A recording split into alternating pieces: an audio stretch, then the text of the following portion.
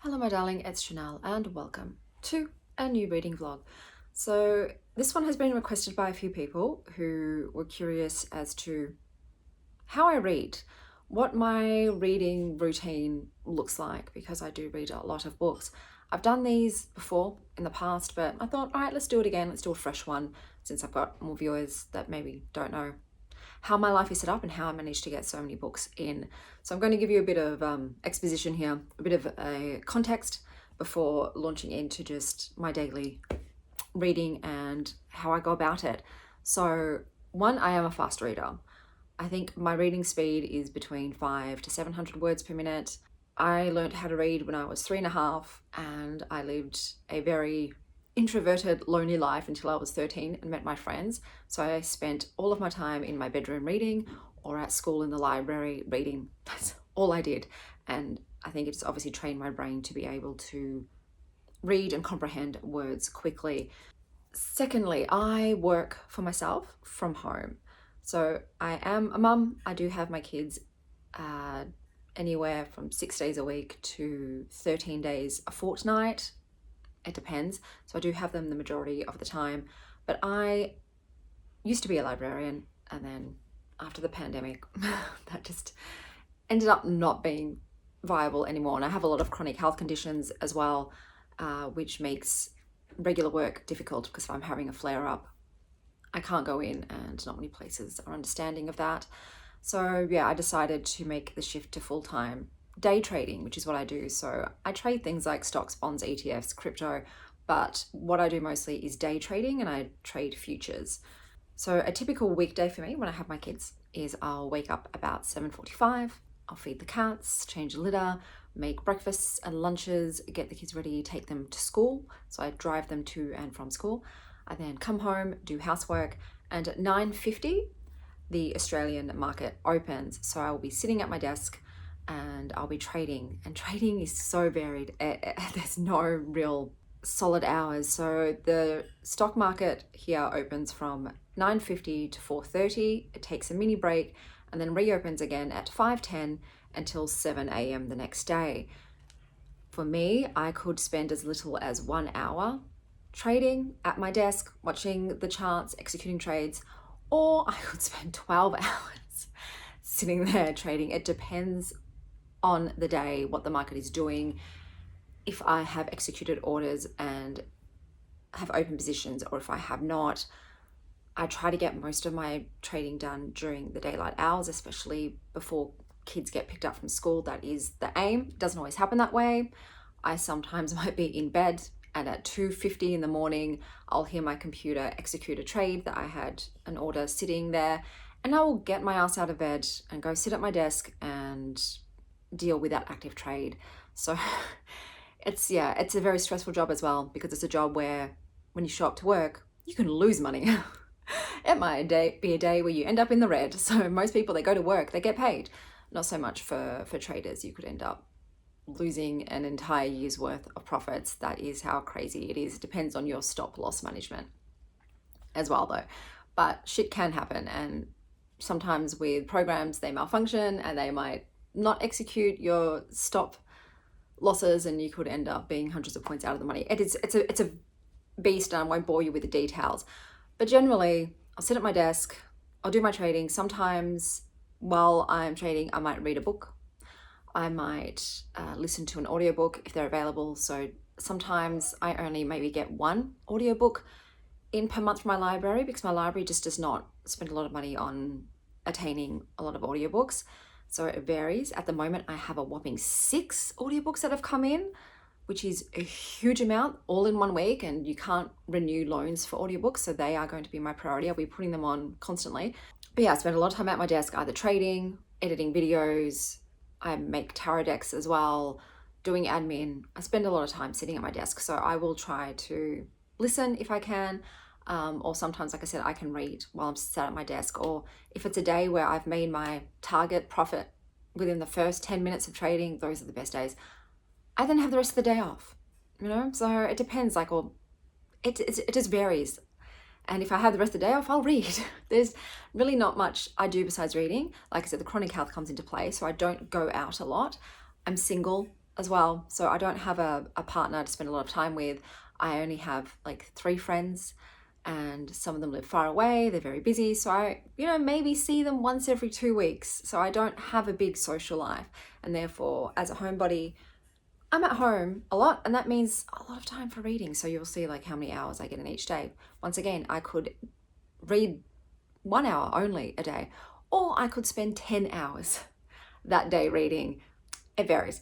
So we'll see what this week holds. We're starting off this day already a bit odd, out of the regular routine, because last night we had my 13-year-old's end of year awards ceremony school thing, and we didn't get home until 11:30ish at night. So we were not in bed until after midnight. Because of that, I'm worse for wear today. The kids are not feeling well. So we're staying at home. So usually I would have been up early, had them off to school, all that jazz, but I slept in. Well, I didn't sleep in. I always have to get up and feed the cats. So that is one thing. No matter what's going on with me, I try to keep the cats feeding on schedule. So I got up, fed the cats, changed a litter, went back to bed because my kids were still sleeping. And they've just gotten up now. I think it's around 10 a.m. So I've already set up my computer. I haven't put any active trades on. Sometimes I won't even go and check it out until later. Depends on, like I said, my stress levels for the day and my health. And because I'm a bit unwell and I don't have any open active trades, I'm just letting it do its thing. I'll come back later and see what's the volatility like and the volume and what direction, what's trending. I've decided not to go straight into work. So that is the good thing. But like I said, when you work for yourself, you don't work, you don't make money. So, but today my health needs me to chill a bit, and I'm not ready to deal with that. Like even mentally, I have to be alert. I'm playing with my money. So I have to make sure I'm making the right decisions when I'm analyzing charts in the market and deciding, am I going to go long or short? So I know I'm not in that mind space to be lucid enough to trade well. So I'm going to probably eat breakfast soon. I'm just not hungry because I was out so late and I ate late. I normally don't eat after 8 p.m. Otherwise I get reflux and severe insomnia. But because I was walking around the city, I did. We got gelato, we got cookies, and yeah, my digestive system is not feeling well. So like I said, this is a very weird start to the day. But I did already read this morning. So while I was lying in bed, until the children decided to get up for the day, and I've made them breakfast now, so they're settled, I read. So I finished off Rachel Cusk's A Life's Work. So I spent 1 hour reading this morning. So I'll just tally everything up at the end of the day and you'll see how many hours I read and what I read. And I'll talk to you about the books after I finish them. Rachel Cusk's A Life's Work I already spoke about in the last vlog, so I'm not going to talk about that one in this one, but I did get that done this morning.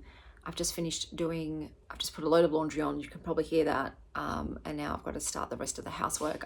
I can't sit down and eat and relax until I've done the housework.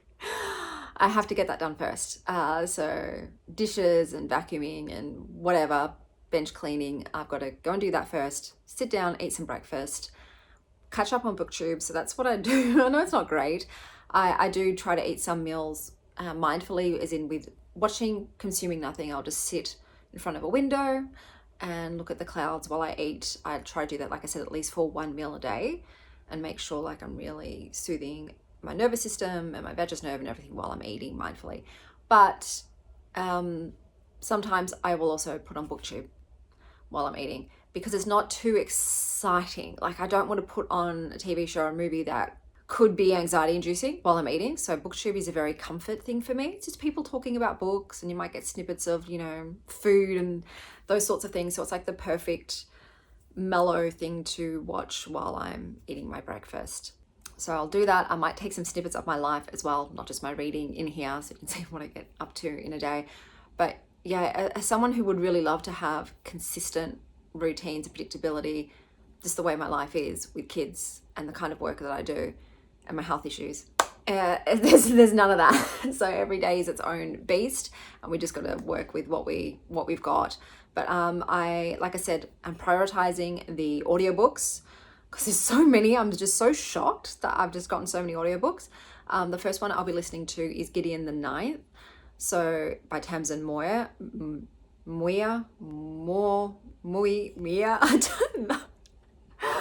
Brainy's not brainy. And I don't know how to pronounce it. Tamsin Muir. Fuck. I'll Google it later. I'm sure someone's pronounced it correctly at some point in time. But I'm already halfway through that because I tried it 2 years ago, I think it was, and I DNF'd it. But I just hear so many people raving about it. And in essence, the idea of it, like queer space necromancers, sounds amazing. So I'm going to try it again. But I remember it was just one of those books where I didn't understand what the fuck was going on. And everyone's review is the same way. They're like, you're not going to understand most of it. Even at the end of it, you're probably still not going to really understand the world building and the magic system. So I'm going to go back into it with that idea, like, hey, maybe I just don't need to really understand it and just go along for the ride. So I'm going to have that on in the background while I clean the house or edit videos or sling my tarot cards, all that kind of jazz. I do that every morning as well. I will shuffle my deck and pull a tarot card for the day. Tarot, I don't really use it for divination. I use it more, it's psychology. It's therapy. It's inner reflection. So that's how I personally use it. But yeah, I'll do that every morning as well. This is a very chaotic intro to this video. I apologize, guys. Like I said, I'm starting on the wrong foot today because of last night. So it's all schmozzle, scrambled eggs today. But I will touch base with you later on once I've read something, listened to something. But I think I'll probably get a lot of reading done today because I don't really see myself doing much trading or video editing. I'm just too depleted. Because it's also going to be, because my kids are home as well, and we're all just feeling bleh, I'm probably just going to be lying on the couch reading, spending my whole day reading. So I might have a lot to talk to you about today. We'll see how we go. Actually, speaking of tarot, I am going to do a tarot card prompt as well to pick a book. I will go and take you to a different room where my tarot deck is, and we'll see what we get and what the first book I pick will be. So since I'm doing a mood reading vlog this whole week, I'll do a few tarot card prompts to pick my next read, and then some I'll just pick based on what I feel like. Okay, so I just did all of that. Shuffle the deck, which is the Find Your Magic Tarot, and I wasn't filming, but I'm not doing it again. So the card I pulled is the World card, which is one of my favorite illustrations in this particular deck, and the prompt for this is read a popular book. So I've got a few physical books from my library here. I'm going to check those first to see if anything fits that. If not, I'll look at the ebooks online and my audiobooks. I guess I am reading Gideon the Ninth, and that is popular, but I already chose that. So that would be cheating. So I'm going to go see what else I've got. Okay, so I have picked the book. I decided to go by most number of ratings on Goodreads, and that's Quicksilver by Kelly Hart. So why did I put that on my TBR? As curiosity, I just want to see what the deal is. You know, it made it into the 2024 nominations. People are saying it's actually good, even though it's what I am feeling is a TikTok romantasy, which in the past has not been my jam. But I did put it on my TBR. It's there, so, and it is the most popular. So, and it's at my library. I've got an ebook of it. So I'm going to read Quicksilver. We'll see how that goes. You will see DNFs in this vlog because this is mood reading and I DNF anything that I am not really getting into. So keep that in mind. But for sure, I'll read books in full while you're here. I also just got 2 deliveries. So I thought, let's put them on here because this is happening in real time. So one of these is something I expected.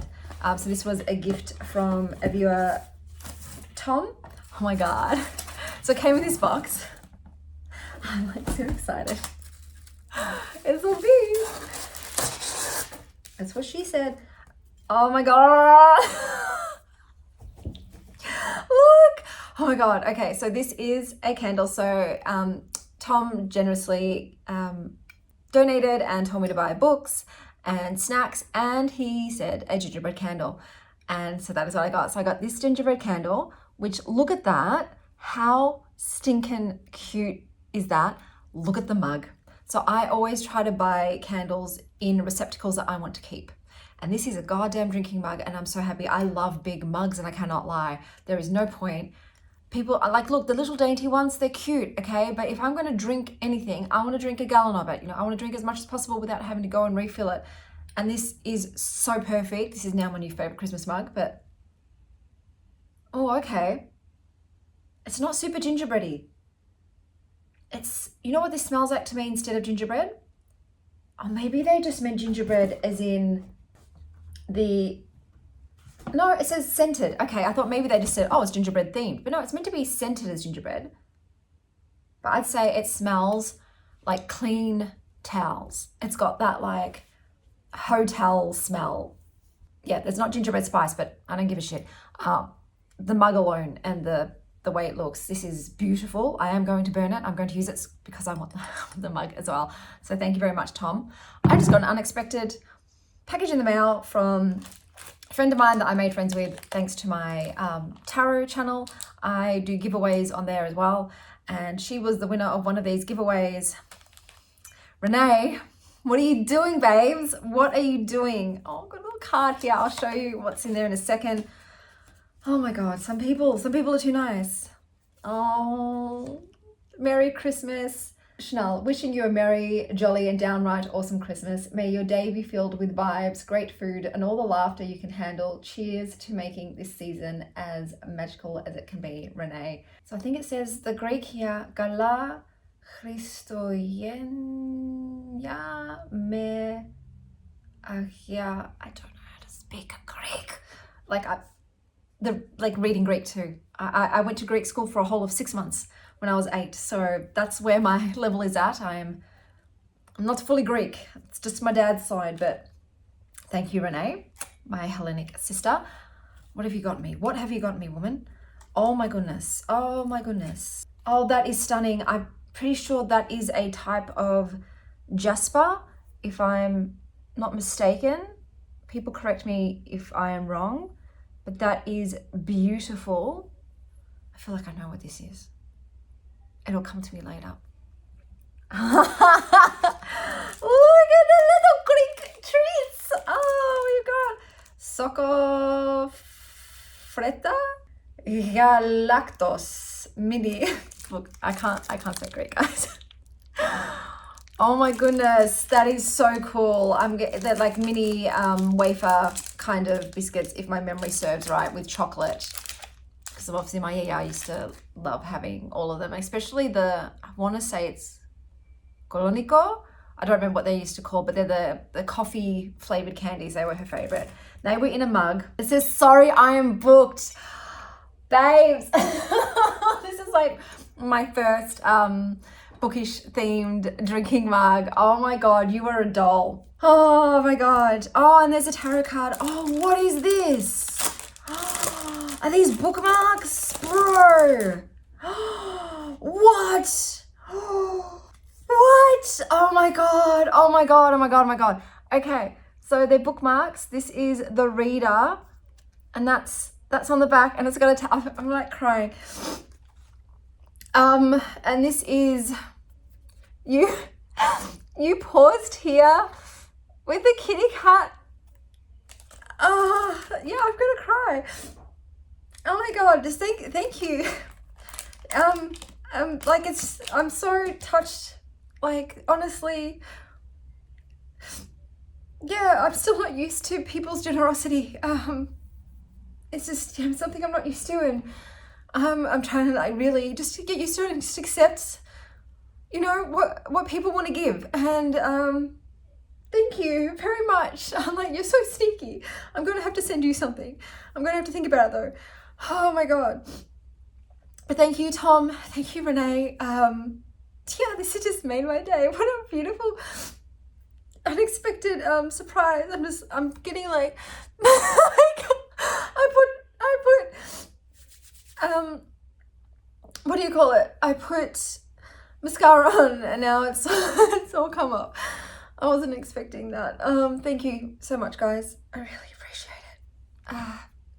I hope like all the goodness that you've given is returned to you tenfold. Thank you very much, guys. I'm gonna be honest, I don't want to use them because I don't want them to get wrecked because I love them so much. So I'm just leaving them on my desk in front of my computer so I can see them every day and be reminded of the absolute loveliness and goodness of some human beings. And I've already lit this baby too. 'Tis the season. Thanks, Tom. Literally having tea and biscuits for breakfast. Blue bell. This is actually what they look like. So they're chocolate wafer biscuits. Okay, so I'm back from my sunbaking. I've rinsed off. I love to lie in the sun. I'm really lucky that I have a private backyard where I can lie down naked and let the sun fall on my skin, which feels wonderful. So I've finished all my housework. I have done all my life admin, paying bills, all that jazz. And I finished Gideon the Ninth. It is so confusing. There are lictors and there are, I've forgotten the terms already. Basically you have like a necromancer and you've got like their sword hand, pretty much. And the necromancer has more of the magic and sword hand is more of the fighter. So you've got Gideon with her necromancer Harrow. I don't like their dynamic. I know they're meant to be romantic tension or something between them, but I wasn't into it. Gideon, look, it's humorous. So I listened to this in audiobook, and she swears a lot. She's a potty mouth, but I found it kind of funny. I think some people might not gel with the humor, but I thought it was fine.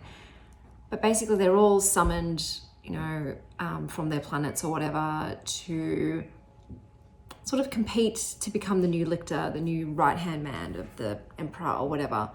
And then they start dying. So it's a bit of like a mystery of like who's killing them off. And look, it was kind of, oh, I've got an eyelash in my eye. The plot twist was kind of interesting.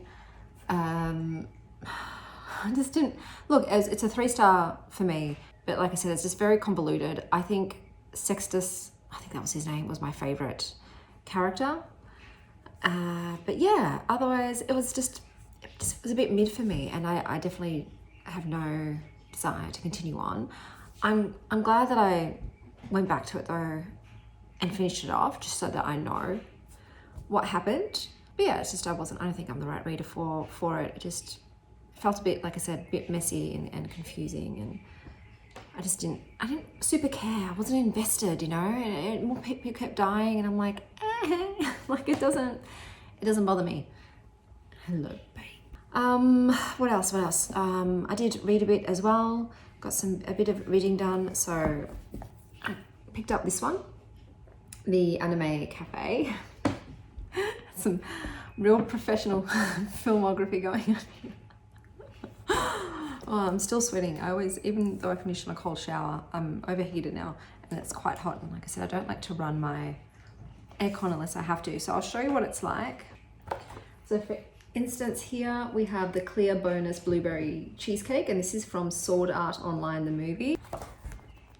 Here we have Hinata's Naruto Onigiri, and this is from Naruto Season 1, Episode 159, The Bounty Hunter from the Wilderness. So it'll have a picture, an illustrated picture of the food, and then it'll tell you from what, and oh my god, you can't see. So I have an illustrated picture of the food, and then it's got information here, like what anime it's from and how to make the thing.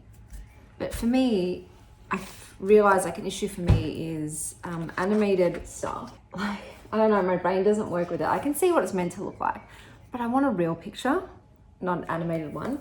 And a lot of this is very just snacky kind of foods. You've got like a rainbow jelly salsa, and it's just, I don't know, at this point in time, I'm not really interested in making any of these. I think it is super fun though. If you've got a huge anime fan, they might go nuts for this. But yeah, for me, I'm not going to cook anything out of it. But it was really interesting to flip through all of them and see which animes they'd taken the foods from. Hello, beautiful girl.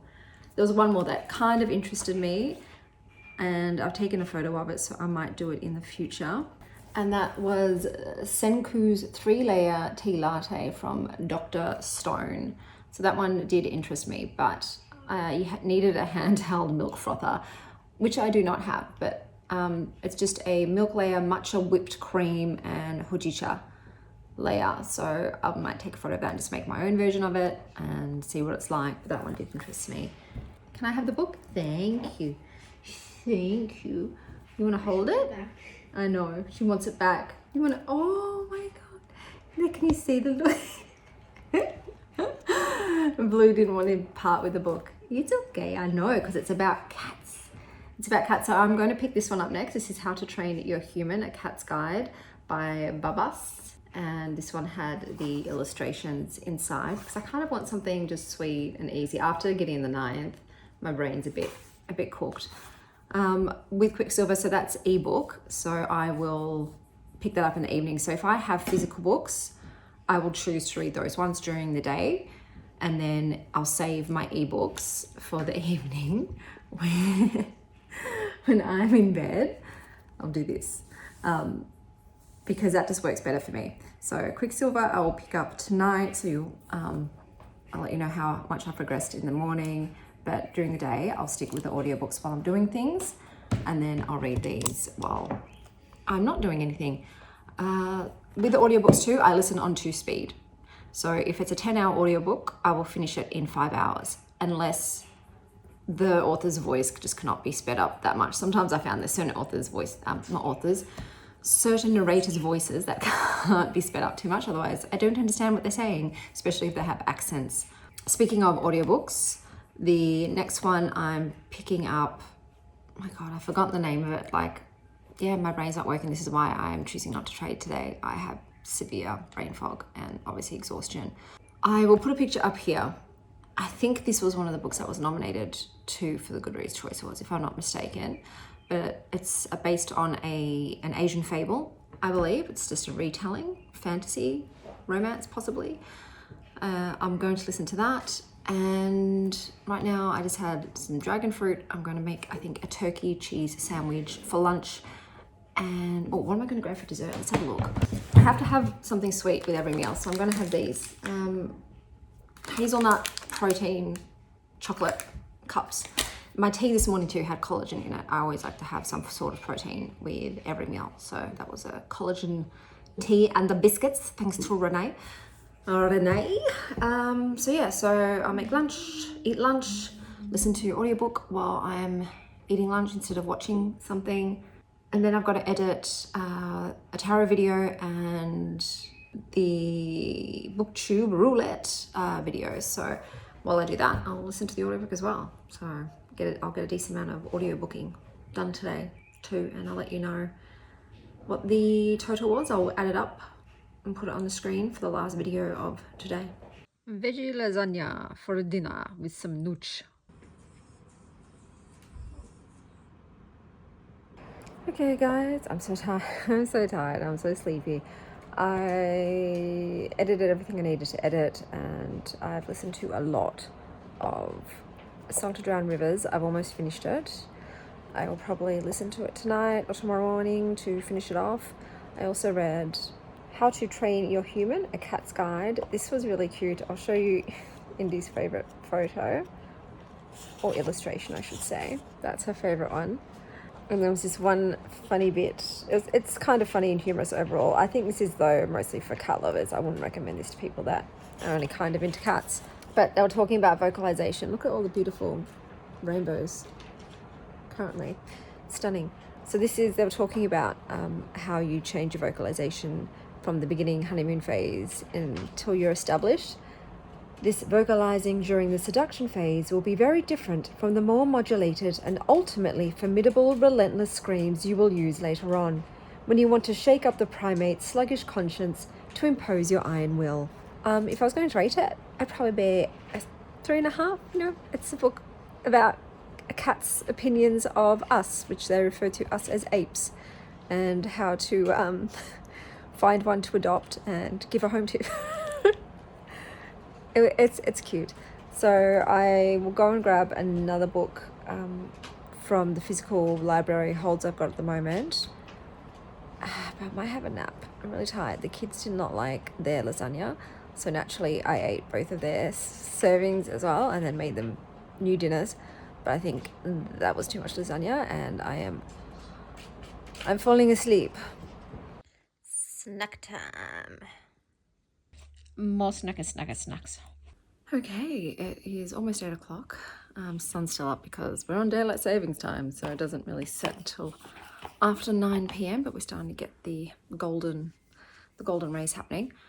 I will let you know how I've gone. So I'm going to finish off a Song to Drown Rivers tonight in bed because my eyes, I know I'm not going to be able to read a book in bed. I'm going to be too tired, so I'll just listen instead. So I'm going to finish that off in bed this evening. Besides that, I have picked up some other books as well. So I picked up The Adult by Bronwyn Fisher. So this is a litfic about an 18-year-old in Toronto. She falls in love with a woman, and it's just about young adulthood and sex and anxiety and EQ and things of that nature. I read for an hour. It wasn't doing anything for me. I wasn't into it or excited about it. So I did decide to DNF this one. And then I picked up Will I Ever Have Sex Again by Sophie Hagen. This wasn't what I was expecting. So I read for just over an hour with this as well. This is written by a Danish comedian. It's not funny. So the book itself, it kind of talks about her own personal experiences with sex and her subsequent celibacy and abstinence. She talks to friends about it. She talks to experts about it. I was expecting, I don't know, more humor because it's not by a professional, it's by a comedian, but it was really depressing. It was a lot about CPTSD and sexual trauma. And I was like, yeah, this isn't what I want to read. So I am deciding to DNF it. I did just sort of kind of flip through it, but yeah, the writing style also wasn't for me. It's not translated because she speaks both English and Danish, but just the style of the writing wasn't doing anything for me either. So yeah, unfortunately, I was really looking forward to this one, but just it wasn't what I was hoping it would be, and I wasn't getting anything from it besides being a bit sad. So another DNF. Then I picked up #Dracul Midnight Children #1 by Shinichi Sakamoto. So this is based on Bram Stoker's Dracula novel, but make it teenagers out of school. There's also some other like monster mythology in there. I'm going to show you the illustrations though, because this is where the book shines. The illustrations are absolutely breathtaking.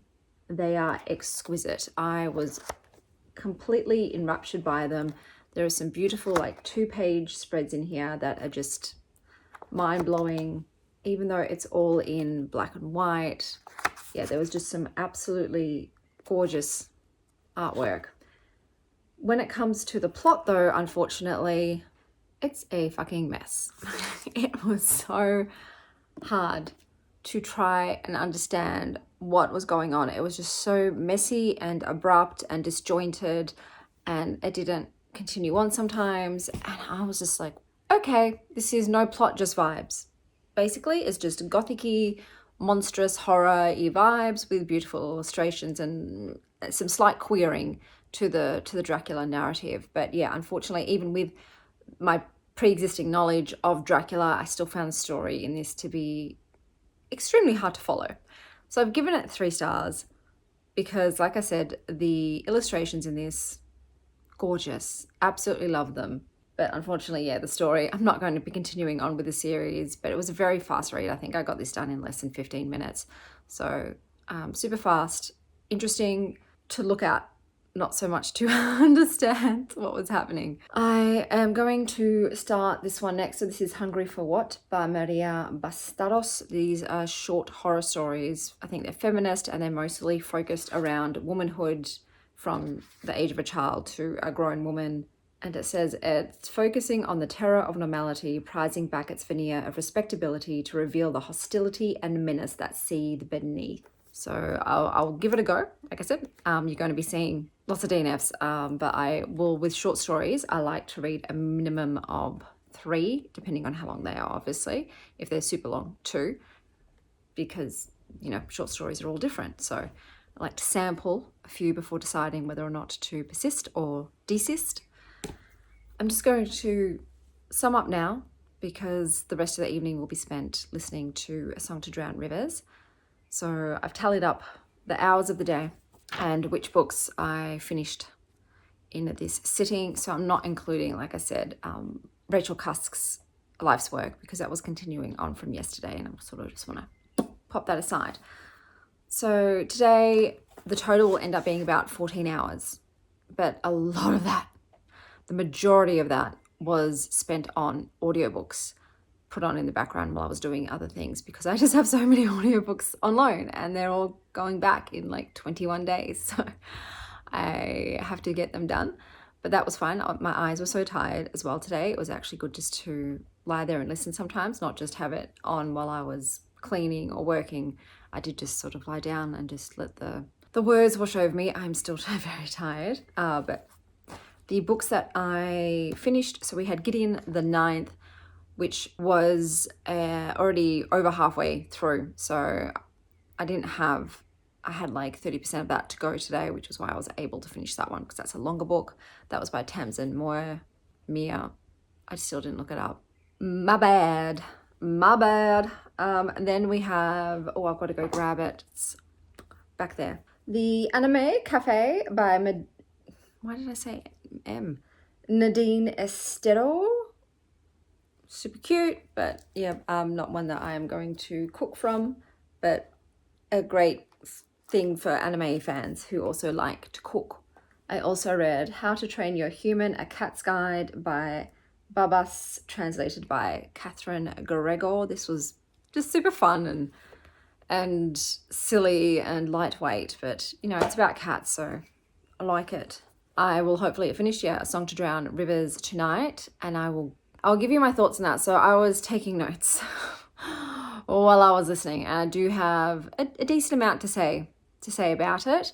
So I'll apprise you of my review of that tomorrow. I then DNF'd some, so I DNF'd The Adult by Bronwyn Fisher. I also DNF'd Will I Ever Have Sex Again by Sophie Hagen. Finished #DRCL, I feel like it's Dracul for Dracula, by Shinichi Sakamoto. And that's everything for today. So yeah, if I take a day off work, all I'm gonna do is read pretty much, unless I've got an event on. That's how I pass the time. I very rarely watch TV or movies, and like I said, sometimes watch YouTube and TarotTube, but I don't watch a whole lot of that, and I do watch on 2x speed as well. So yeah, the rest of my life, besides just taking care of the house, my kids, my cats, and my job, is reading. But tomorrow should be less. The kids are at school, so it's back to the usual routine. I have to go out and buy more presents again. Got to buy one for Renee and the neighbours, because I forgot that I give my neighbours Christmas presents. So I will just shop local, hopefully, or I might actually wait until the weekend, because I am going to Westfield. Look at that little cat over there. Westfield, because my daughter just got invited to 2 birthday parties this weekend. So we have to go shopping and buy more presents for them. So yeah, I might see how I feel. If my energy is crap tomorrow, I might wait until Saturday to go and do my shopping then. But I will see you guys tomorrow on Friday, because today is a Thursday.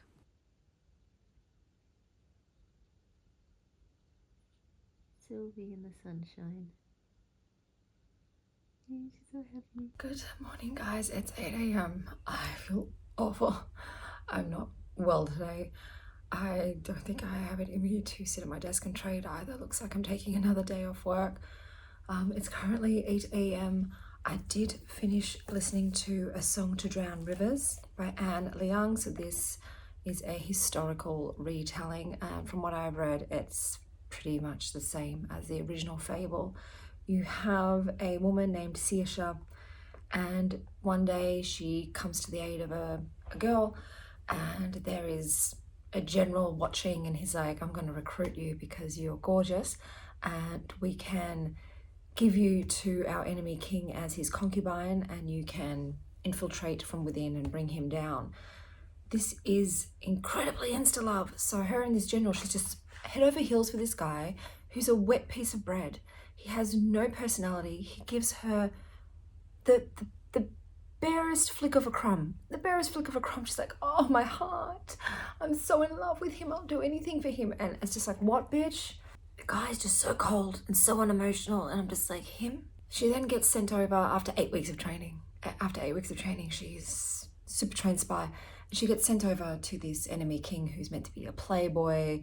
He visits whorehouses and he has a massive amount of concubines in his palace. Like, he fucks. And his name is Funley. And straight away, like, there's a bit of a vibe between them, and she decides to play it coquettish to get him interested, and she refuses to come when he calls her to pique his interest. You know, she's playing hard to get, basically. This is the part where I just don't buy this book. So this book is meant to be, was it YA? Oh, no, it's not meant to be YA. It feels YA and it feels young YA, because you expect me to believe that this king, who's just gotten a concubine, is not going to fuck his concubine for 2 years, and yet she's going to be able to wrap him around her little pinky and get him to build palaces and build canals and all this sorts of other shit. I don't buy it, bitch. There is no way that he's going to be blue-balled for 2 years by his own property. Because at the end of the day, he owns her. That's her job. Her job is to suck him and fuck him. And she's not doing any of that. And yet he's just absolutely simping for her. It's not buyable. It's not believable. This book does not go into at all what a concubine's job really is. It turns a blind eye towards that. And I'm like, so what's this book about? Like, this is what killed me. Is she does the smallest amount to possibly seduce him, and the aim is to run his coffers dry by getting him to build these palaces and make these canals, and that way he can't fund his army, so that when they attack, he's skint and he collapses. I wanted to know more about Funley. Okay, like, is he really an evil man? Like, they're making it appear to be black and white, or is it shades of grey? You know, whoever your enemy is, they think they're the good guys. Where's the nuance here? There was no nuance. It's just he's bad guy, you know, general, and where she comes from is the good guys. She's kind of forms a little bit of affection for Funley, who is doing everything he can to please her and keep her happy, but she's still holding a massive torch for this other general guy who's done nothing but send her into danger and put her life at risk. So girl's got her priorities on wrong. Pretty much not much happens in this book besides her mooning over the general, and that's pretty much it. Like, it is a slow ass book. Why is this romantasy? There is no fantasy element in here. It's just a retelling of an old fable, and I don't think that's enough to classify this as fantasy. There is no magic in here. There is nothing. It's just a chick sent off to be a sex worker, but she manages to get the job done without doing her job. It's, yeah, and the way it ended, I was just like, okay, you know, I don't know, guys, this was not it for me. I gave it 3 stars. It was like, I didn't hate it. It was just a big question mark, like, what? It did, yeah.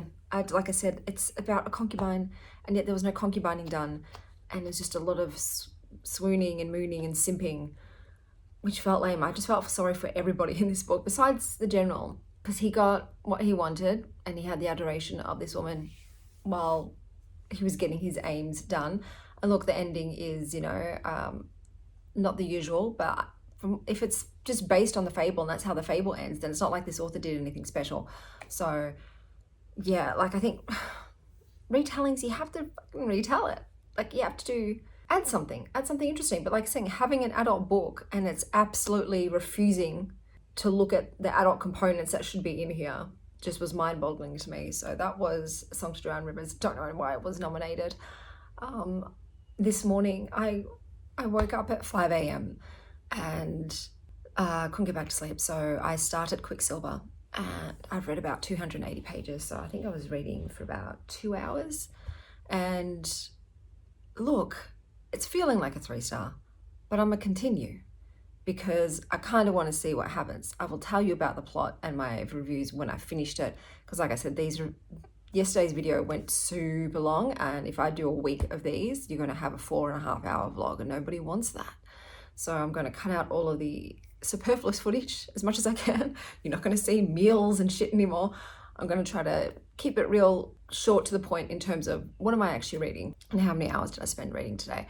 Probably a lot again, because like I said, I'm feeling very fucking unwell. Very unwell. My stomach is not good, and I'm supposed to be doing the food shopping tomorrow, so I have to, whatever is going on here digestive wise, or whatever this is, if it's just me being run down after that very late massive night in the city, who knows, but I need to be, you know, locked and loaded tomorrow. So I'm just probably going to read and lie on the couch in a prone position, but I'll touch in with you guys, you know, once I've finished books to tell you about them. Listening wise, I am starting Martyr. We'll see how we go. And yeah, got that on audiobook. Physical book, I've got the horror short stories, and ebook, I've got Quicksilver. Coming to you with Nova Moon. Hello, honey. She didn't look impressed. Okay, so I listened to 50% of Welcome to the Quantum Dong Bookshop, which was about 2 hours, and I am DNFing. It's fine. It's just very boring for me. It's a lady who's opened a bookshop. She kind of doesn't even care if it makes money or not. She's given herself 2 years until she runs out of money. She hires people. She pays them more than they're worth.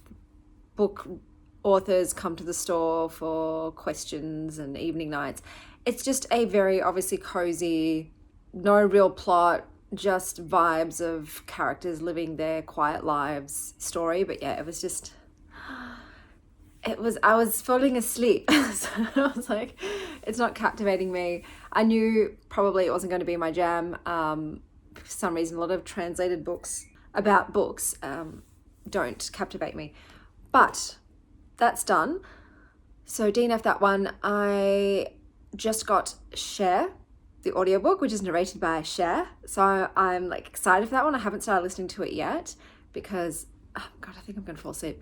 I was going to fall asleep. So I'm trying to wake myself up. I've got a lentil cottage pie in the oven, and I'm going to try another short story. So I've read 2 short stories from here. They're okay. You know, they're both 3-star stories. So I'm going to try a third one.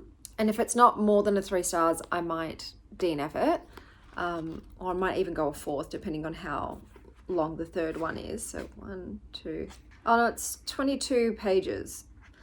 So I will have given the book 70 pages before DNFing, or should I do another one? Yeah, I might. I'll give it to 81. I'll give it to 81 pages and then decide if I'm going to DNF it. Like I said, if it's just feeling like 3 stars. I've already got Quicksilver doing that. But look, okay, Quicksilver is a bit more entertaining because it's a fantasy book. And like I said, I'm interested in the world. The main character, I do like her. I hate the love interest. But like I said, I'll get into that. I'll get into the juice and the meat of that when I've finished it. I think I will definitely go through till the end, even though it's an almost 700-page book. These romanticies, bro. Like, oh my God, like epic romanticies. But I'm almost halfway through that book. So at this point, like, yeah, I will just finish it. But yeah, just don't like Kingfisher at all. So I've got that on the go. Share. I'll give this until 81, so I'll update you once I've finished 81 pages of this, whether or not I'm going to continue on or grab a different book. I might go to the library today. I'm too tired. No, yeah, I'm not I'm not feeling good enough for that. I'll go to the library tomorrow and pick up some new books as well to add to my stash. But yeah, I'm just so tired, guys. I want to go to sleep, but like, I don't know, maybe I will. Maybe I will have a nap. I'll eat my food because I'm like eating, like, yeah, lentil pie is probably going to make me fall asleep. It's just a whole lot of carbs, veggies, potatoes, and lentils. And then maybe I'll have a nap and maybe I'll feel better after that. So, but yeah, I'll see you with the next book update. Bluebell, you want to say hello? You want to say hello? Bluebell's on my lap. Hello, darling. Oh yeah, you want to say hello? Okay. No, you're just out of shot. Oh, there. All right. So Bloobs. Oh, Sylvie's coming too. I heard her. I have finished. No, I haven't finished. Hungry for What? I read. Oh, Sylvie's here too. I read to page 81 of this. I'm DNFing it. The writing's good, but the stories are just 3, 2.75, 3, 3, 2.75. So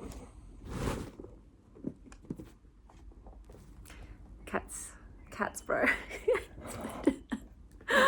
So I'm going to DNF this one. I'm just going to go check my books and, excuse me, Silps, find which physical copy I'm going to pick up next. Okay, so I'm standing at my area. There are 5 options. So I've got I'll Be Waiting by Kelly Armstrong. I've got Cult Classic by Sloane Crosley. I have The Dream of a Tree by Maya Lundy. Nonfic here, Death as Told by a Sapiens to a Neanderthal. And I've also got this one. I have no idea what this is. The 8th House, A Murder, a Mother, a Haunting. Maybe, look, I kind of feel like, because I wanted horror with the other one and didn't quite hit, I might go for one of these. I might just read the first page of each of them and then decide which one I'm going. So this will be my physical read. Okay, so I think this is actually legitimately based on real murder. There's a picture of a little girl who was murdered. I'm not into true crime stuff. Like, if it's fictional true crime, fine. But if it's real true crime, no.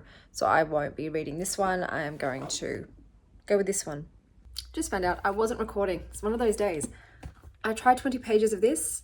It's not for me. I did not like the writing style at all. And for what is meant to be a serious, grief-stricken book, the tone was off. And I was like, no, that's not going to happen. I also read about 20 pages of this, similar story. I'm not into it. It's not captivating me. With my mood reading, this is how I mood read now. A book has to capture my attention, and I'm trying to find 5-star books with my mood reads. So I do pretty much do all my DNFing very quickly into a book for mood reading, because I don't want to waste my time. I want to find, like I said, books that get me hooked very, very quickly. So the next one I'm going to try is Cult Classic by Sloane Crosley. So hopefully this is gripping. Hey guys, I'm feeling much better. I had a 20-minute nap. I was woken up. I had a 20-minute nap with this one here, which was lovely. I would have loved to have slept longer, but I was woken up by pounding on the door because the postman had arrived with my iHerb order, which was fine because my iHerb order had a lot of sweet treats in there. So I plied myself with sugar and I read a bit, and then I went in the sunshine again, which was beautiful. I just love going in the sun. And I'll let you know how I'm going. So I am going to continue on with this. I am 80 pages into it. Look, it is also feeling like a 3-star book, and I have discovered this about myself. I think I'm mostly a plot reader, more than characters, writing, theme, all of that jazz. If a book has a storyline that really interests me and I want to know how it ends, that'll get me through a book. And that's the case with Quicksilver, and it's the case with this too. I want to see where it goes. So I will push through 3-star books if the storyline interests me enough, and that's the case with this one, but I'll tell you what that's about when I finish it. I've also started Cher's audiobook, which is narrated by her. So she's starting off with some of her family history, and my God, it's dark. All I'll say is her grandmother gave birth at 13 years of age, and it gets a lot more messed up than that, but Cher is narrating it in this very sort of light way, almost with this levity to it. And so even though she's talking about really horrible things, because she's doing it in this sort of just really friendly, upbeat manner, you can stomach it, and she's not lingering. She's just says, and then this is what happened. You know, like I said, there's a lot of trauma porn, but she's just breezing through it, and it's like, okay, we're not going to dwell on it. We're just going to acknowledge it and keep walking. But yeah, I'm definitely going to listen to the whole thing because I just love Cher. And, you know, yeah, I hardly ever read memoirs, but there's certain people I'm like, yeah, I'd like to know your story. And so I'm listening to Cher's story, and so far I can't say I'm enjoying it because it's pretty fucking brutal, but Jesus, yeah.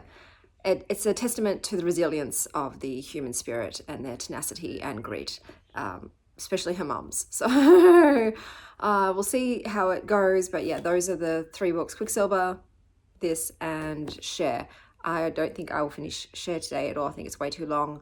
I might get this done though, perhaps, and probably Quicksilver is what I'll also aim to finish in the evening when I go to bed, because tomorrow's Saturday, so I can read a little bit later this evening.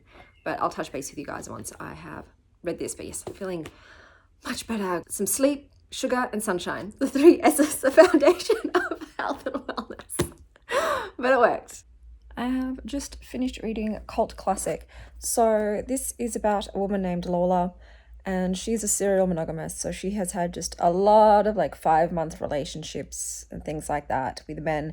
She's currently engaged to be married. She seems very lukewarm about her current partner. He's safe, and they live a respectful, boring life, and she's just a bit blasé about it. And then one day she runs into an ex-boyfriend, and the next day she runs into another ex, and then another ex. And it's like, is this coincidental?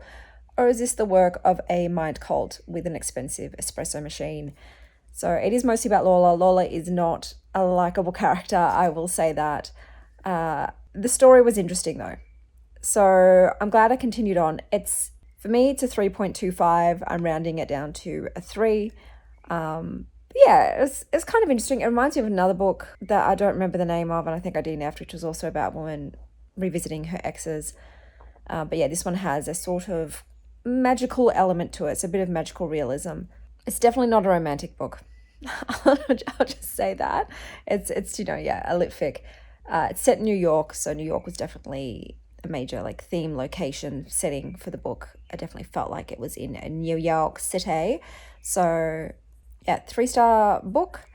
And what am I going to read next? I don't know. I'll go and have a looky-loo and I'll touch base with you later on once I've read something else. Or maybe I should just read Quicksilver now. No, I'll try something else. I forgot to mention, if I read less than 50 pages of a book, I don't count it as a DNF. So I won't be logging the 2 books that I DNF'd after 20 pages on Goodreads. I don't bother writing them down. It's 20 pages. If I've read more than 50 pages of a book, that's when I will officially log it as a DNF. I'm waiting for my kid to come. I realized I said I was going to listen to Marta over Cher. So I listened to Marta. Writing's good. It's kind of funny. An hour and a half of listening, which was 3 hours of the book. Couldn't get into it, so I did DNF it. My 13-year-old just made me dinner for the first time. And then she said, I don't like cooking. And I'm like, yeah, I get it. It's a lot of work and clean up. But it's such a weird experience, to eat a meal made by my child. That's edible. Because we all know, young kids love to make concoct weird shit. Be like, eat it, mommy. And you're like, yum. But this is actually yum. All right, good afternoon, guys. It is currently 11:45 a.m. So I had a sleep in, did some reading. I finished Quicksilver yesterday. So let me talk about that first. So Quicksilver is a romantasy. It's a big chunky boy. And you have a girl named Saris. And she's a street rat. She lives in the 3rd quarter, trying to just get by. You gotta steal to eat. And unfortunately, she has an idiot brother. Fool of a took. Throw yourself in next time and rid us of your stupidity. Who gets her into some shit, and she winds up being arrested and taken to the castle, where the mad, power-hungry, bloodthirsty queen orders her to be killed. And while she's being sliced and diced, basically stabbed in the gut, twisted for extra effect, she summons this Quicksilver pool, and out from this pool comes this man, this sexy man who looks like death. And she passes out and she wakes up in the fairy world, and Death is also known as Kingfisher. Yes, that is his name, Kingfisher. And he's a shadow daddy.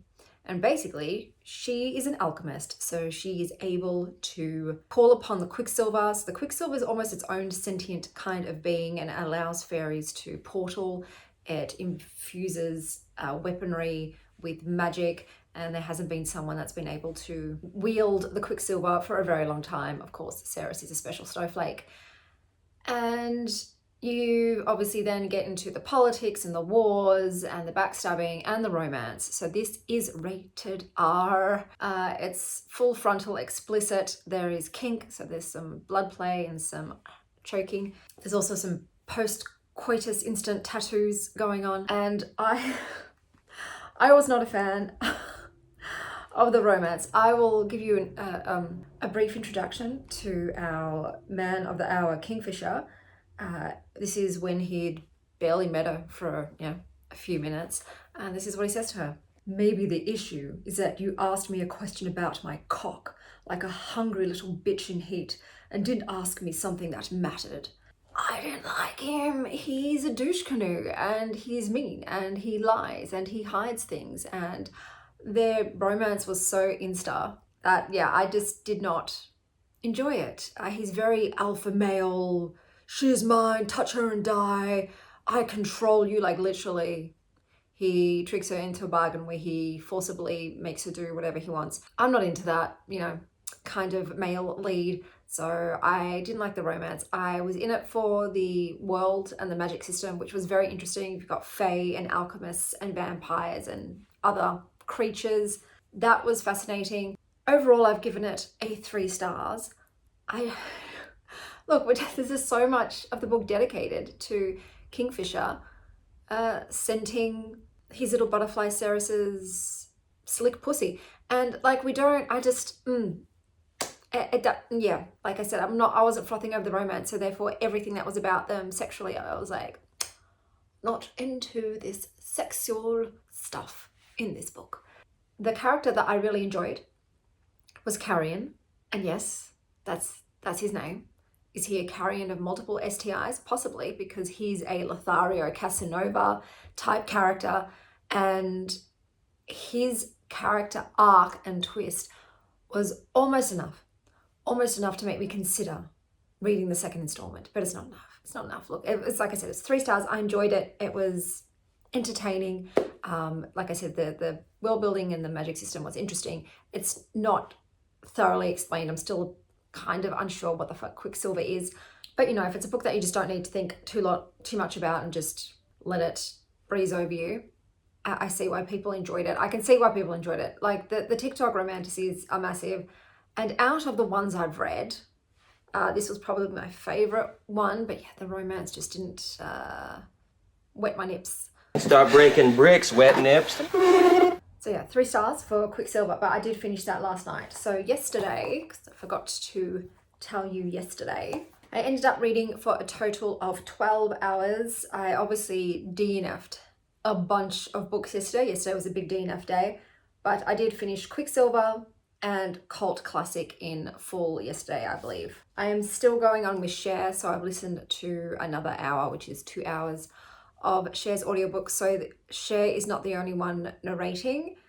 She takes turns with a friend of hers who's an actress, so it's split between the 2 of them. And we're still, like, she's taking her time. We are still in her young childhood. She's now only 14 years old. Man, there is so much essay committed against little girls. It's shit. I think the statistic is 1 in 3 women have been essayed at some point, and that does seem accurate. It might even seem a little too low. But I am continuing on. I will listen to the whole thing. It's a long audiobook. I think it's like a 17-hour one or something of that vein. So that will take me a while, but I am putting it on whenever I'm doing things. Oh, and I read another book this morning. So I woke up this morning and I read for 20 minutes, and it was a little itty bitty book. And it was The Answer Is No by Frederick Buckman, translated by Elizabeth Denoma. So this was just a short story about this guy who just wants to be left alone. His idea of heaven is not interacting with any other human beings and just ordering his go-to takeout, having a glass of wine and playing video games. And it's like, yeah, bro, I get it. Totally get it. He's like, pretty much, he's always happy because he's not affected by external circumstances. So if it's just him in his little apartment doing his work and the things that he enjoys, his mood is always happy because there's nothing to rock the boat. Until the frying pan incident. So this thing happens in his apartment complex because even though he is a loner, he likes tech, so he cannot do the hermit in the woods scenario. So one day he gets a knock on the door from the committee, which is, I guess, would be like what we call Chanel in an apartment, body corporate. And they come and there's an incident involving a frying pan, and he gets pulled into it against his will. And in true Buckman style, you end up getting introduced to all these other characters within the apartment complex, some who are very grating in the beginning, but Buckman has this excellent way of just showing the human character in all of its flaws and all of its brilliance and all of its high notes and low notes. These people feel real, whether you like them or not. Got to appreciate the nuance to them. And yeah, this thing sort of like escalates, and it's just showing his struggle to just try to keep to himself, just to be left in peace, but also the positive things that can come from allowing others in. So it's about what do you include and exclude to bring you happiness? and I gave it a 4 stars. It's, yeah, it's comical as well. This one was very on the humorous side, and I think, you know, Buckman's little books like this are just feel good books. It's like a nice cup of tea. You know, you'll get some kind of human emotion from it. So yeah, so I've done about 2 hours, an hour and a half of Cher, and 20-30 minutes of Frederick Buckman. I am now going to be choosing my next books, obviously continuing with Cher's audiobook, but I've got to pick an ebook and a physical book to read. I might do the tarot and get a prompt from there and pick something based on that. Okay guys, let's pick our other reads. So once again, I'm using the Find Your Magic Tarot. So let's shuffle, shuffle, shuffle. Okay, we've got this card. Oh, I love this card. So we have the Nine of Pentacles, and look at those beautiful mushrooms, but the Nine of Pentacles generally is a great card. What does it say for the Nine of Pentacles though? I have a feeling it's like, oh, okay. So the Nine of Pentacles are some of my favorite colors. So whatever my favorite colors are at the moment. What are my favorite colors at the moment? Look, I do like, as you can see in my bed, I've got some lilac and some peach. Is that my favorite color at the moment? You know what? Yeah, they're literally like right in front of me. Just lilac and this. So I'm going to look up these 2 colors. Oh, so good. It's grapefruit. It's very clarity inducing. On my Goodreads. So let me go grab it. We'll do it in real time. We'll see if there are any lilac or orange. I just remembered something.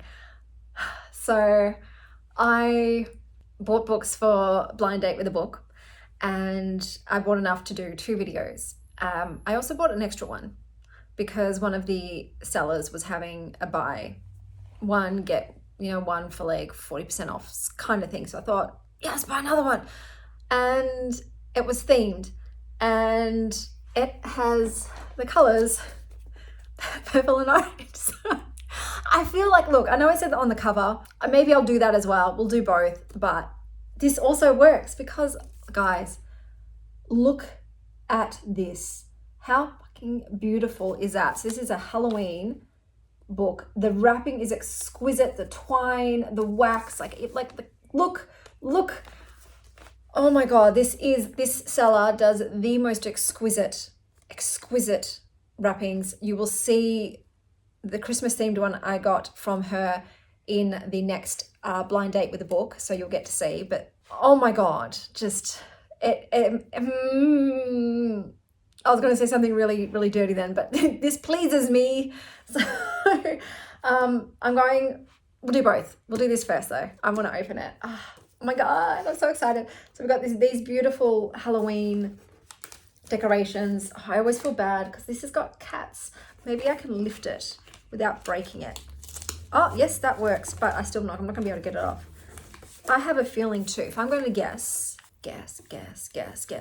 I think that this is a Brom book, and I definitely am in the mood for Brom. I would actually love to read Krampus. I think that I will read Krampus because it's a Christmas book. I've got to read a Christmas book in the Christmas season. So if this is Krampus, oh my God, wouldn't that be kismet? But it doesn't matter if it's something I've read before. Oh, so beautiful.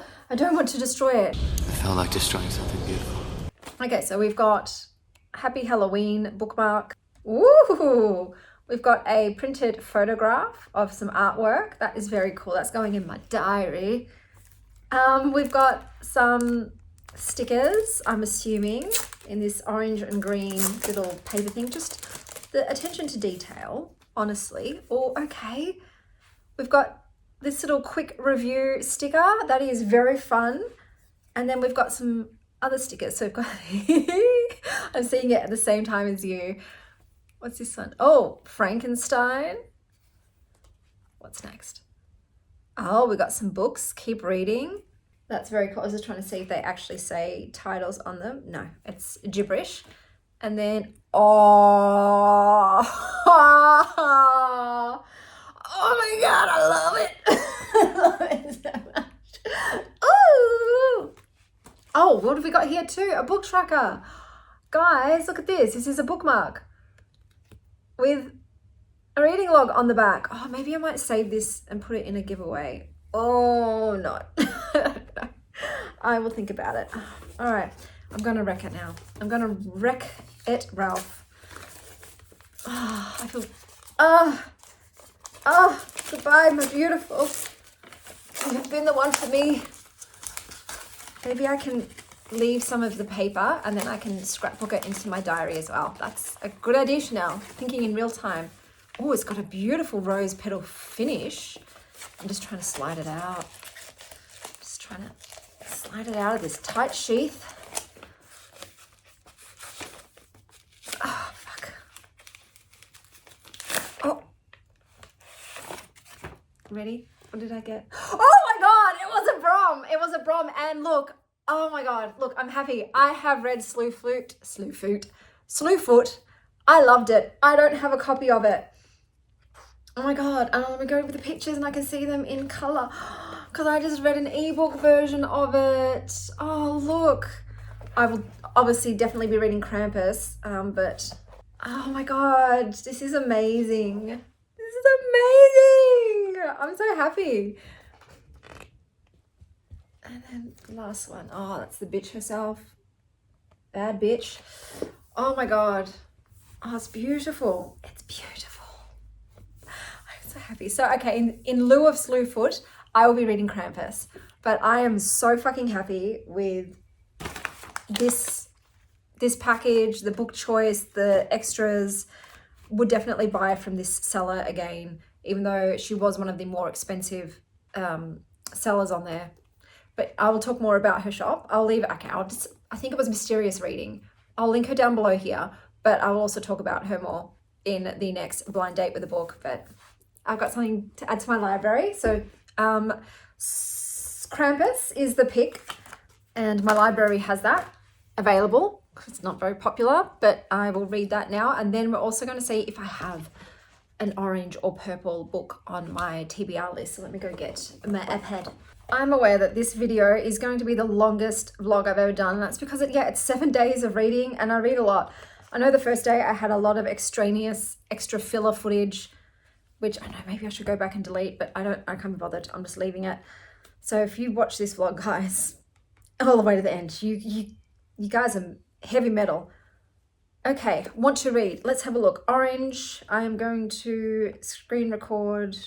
Okay, orange or purple, but I'm looking for light purple. So we've got some blues and some reds. Look, The Way of Kings by Brando Sando. I feel like there's lilac and orange in there. Oh my God, that's like a massive book too, but if that's the one that fits, that's the one that fits. A lot of dark covers, some dark burnt orange.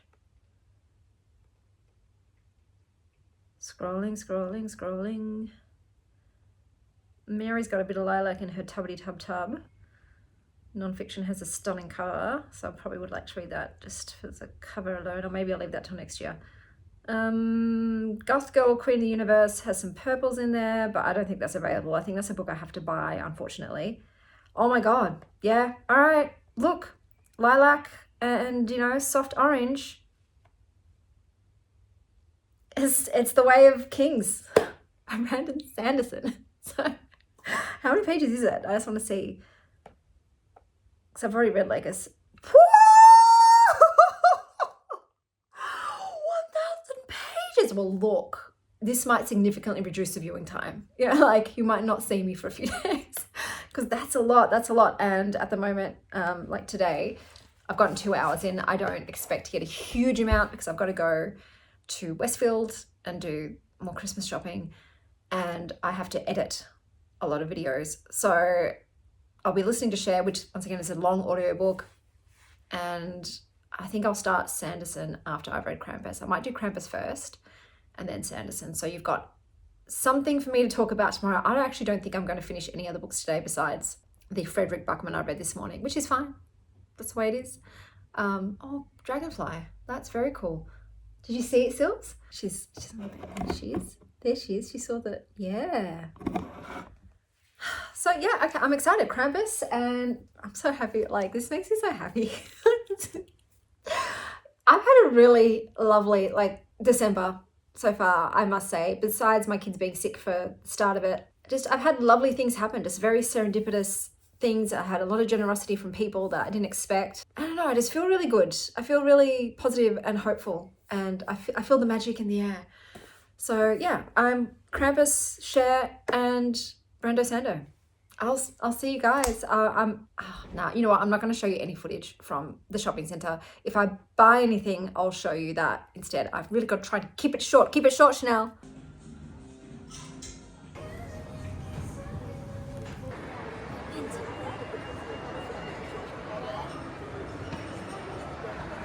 Okay, I'm back. I got a lot of women coming up and telling me my dress was pretty today, which is very sweet. I will tell you what I've got. I got a whole bunch of stuff, obviously, for Valentine's friends and their birthday. I'm not going to show you their stuff. I'll show you what I got. So I got a whole bunch of candles. So this is kumquat, and I got night jasmine and woodlands. I can't have enough candles because I burn candles every single day. They're gorgeous. They smell lovely, and they're made in Australia. So, and soy wax. I try to support local makers. I did go to Honey Birdette to exchange some bras I bought online, and I needed to go up a cup, but they weren't in stock, so they're going to mail them to me instead, which is fine. It's fine. I just found out though, anything you buy on sale, you don't get a refund. You can only exchange, but luckily it was just for stuff that I needed just a bigger size in. So I'll get those soon. I ended up getting a book because I forgot to bring my Kobo. So thanks to Rob, I got this beautiful book called Heavenly Bodies. It's got foiling on the front by Imani Eriu. My library doesn't have this. I did request that they buy it, but that can sometimes take up to a year or longer for them to actually purchase them if they decide to. So I gave this a go. I only read about 15 minutes because it was just too much noise and I was too overstimulated. So I did end up just reading for 15 and then just people watching, but I'll be reading this during this vlog as well. I also got some gifts for my friend Renee because she sent me the unexpected Christmas present. So she's Greek, so I got her Greek eye suncatcher butterfly.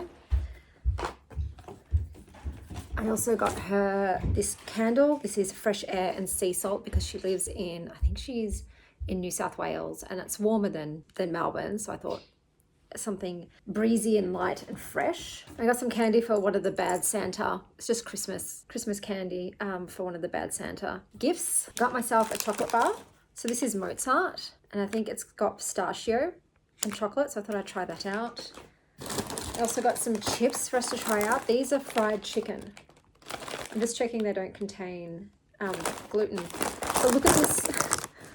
Look at this really cool chip cover packet. It's like a retro vintage book. Great Uncle Ken fried chicken. Amazing snacker changi chips. I'm going to try one. I've never seen these before. So this was, I bought it from, there's like a USA or international food store. And I got it from there. That's where I got the Mozart bar as well, which is, I think is German. All right, let's...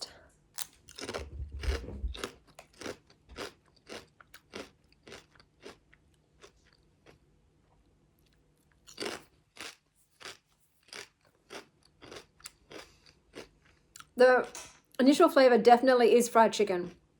Like I haven't had Kentucky Fried Chicken or whatever since I was like a kid before I became a vegetarian. I'm not a vegetarian anymore, but I don't eat fast food. But I do eat this kind of junk food. It starts off Kentucky Fried Chicken, and then there's a bit of like a vinegary or tang. It's got a tang to it. I don't mind these. I couldn't eat many in one sitting, but interesting. I've not tasted that flavor before. I don't feel like eating chocolate right now because I just ate. You would have seen I had bibimbap, and then I had a brownie and a matcha. So I'm quite full, but I was fine to put something salty in my mouth. I got the neighbours some Pukka Christmas tea advent calendars. So I got these two, and I also got them some chocolate. So I decided to go with this Tony's chocolate in chocolate caramel cookie. So they're going to get tea and chocolate for their Christmas presents. I just give gifts to two of the neighbours. I also got one of these for myself and one of these for Renee. So this is a zingy gingerbread caramel, like vegan, gluten-free, raw chocolates, like one of those super healthy chocolates.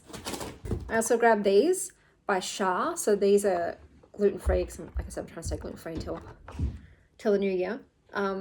Chocolate coffee biscuits. So I thought that'd be great because in the morning, like I said, if I'm not hungry in the morning, I just have a collagen like latte, not coffee, collagen dandelion tea, and some biscuits. If I am hungry, I'll do things like scrambled eggs or porridge, smoothies, things of that nature, like more substantial. I also grabbed this for myself, 1010 choc cookie dough protein bar. Is this plant-based or is it not? No, it's not plant-based. It's whey protein, which is, wait, is it? Yeah, whey protein. That's fine. Gluten-free. And I got these because I'm going to write a note to Renee, but these are chamomile gift tags. So you can plant these because they actually have chamomile seeds in them. So you plant them in the ground and you'll be able to grow a chamomile plant. So isn't that lovely? That is everything. You're going to get in the bag, Blue Bow. Yes. Blue, you got the thing around, don't get the thing around your neck. She got in. Well done. Well done. You got in there. Yeah. Where she is. Hello. Oh. Can I pick her up? She loves to sit in bags. I have to get you off camera, babe. Oh, she's so cute.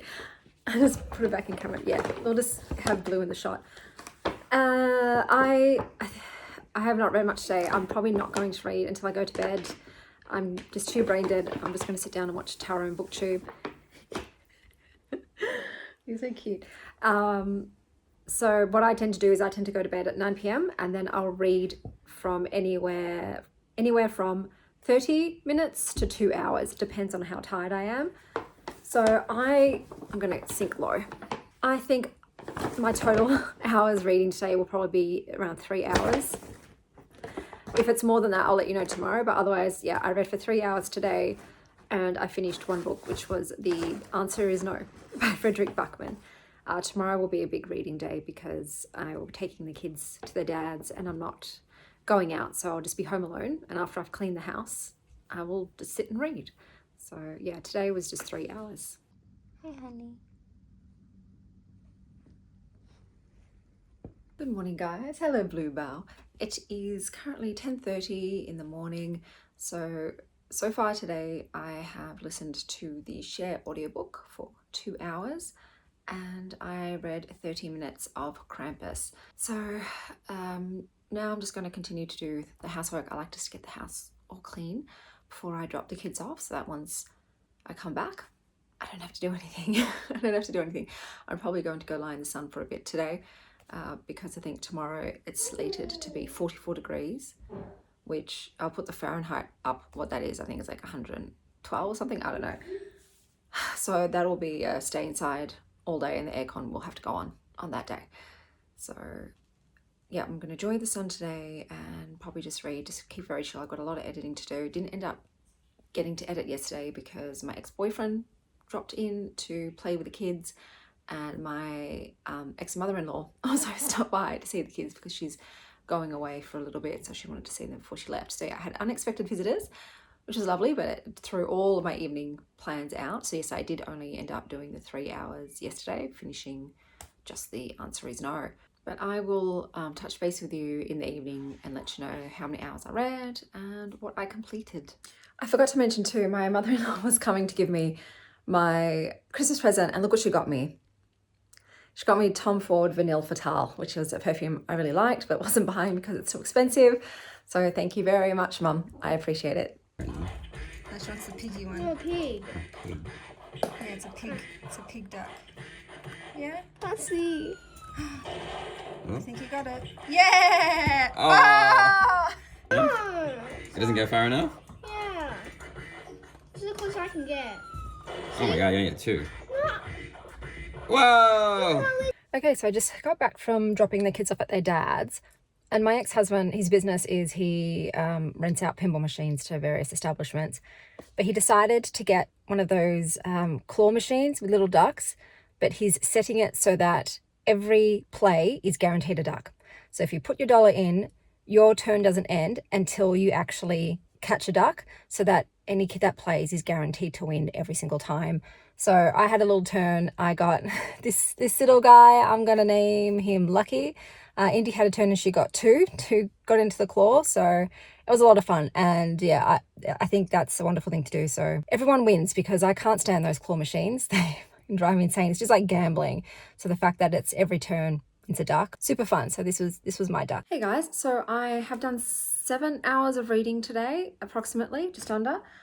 So I've mostly been listening to Cher. Obviously read a little bit of Krampus this morning, but I also finished Heavenly Bodies by Imani Eriu. Okay, so let's talk about this. This is a big book. This was 513 pages.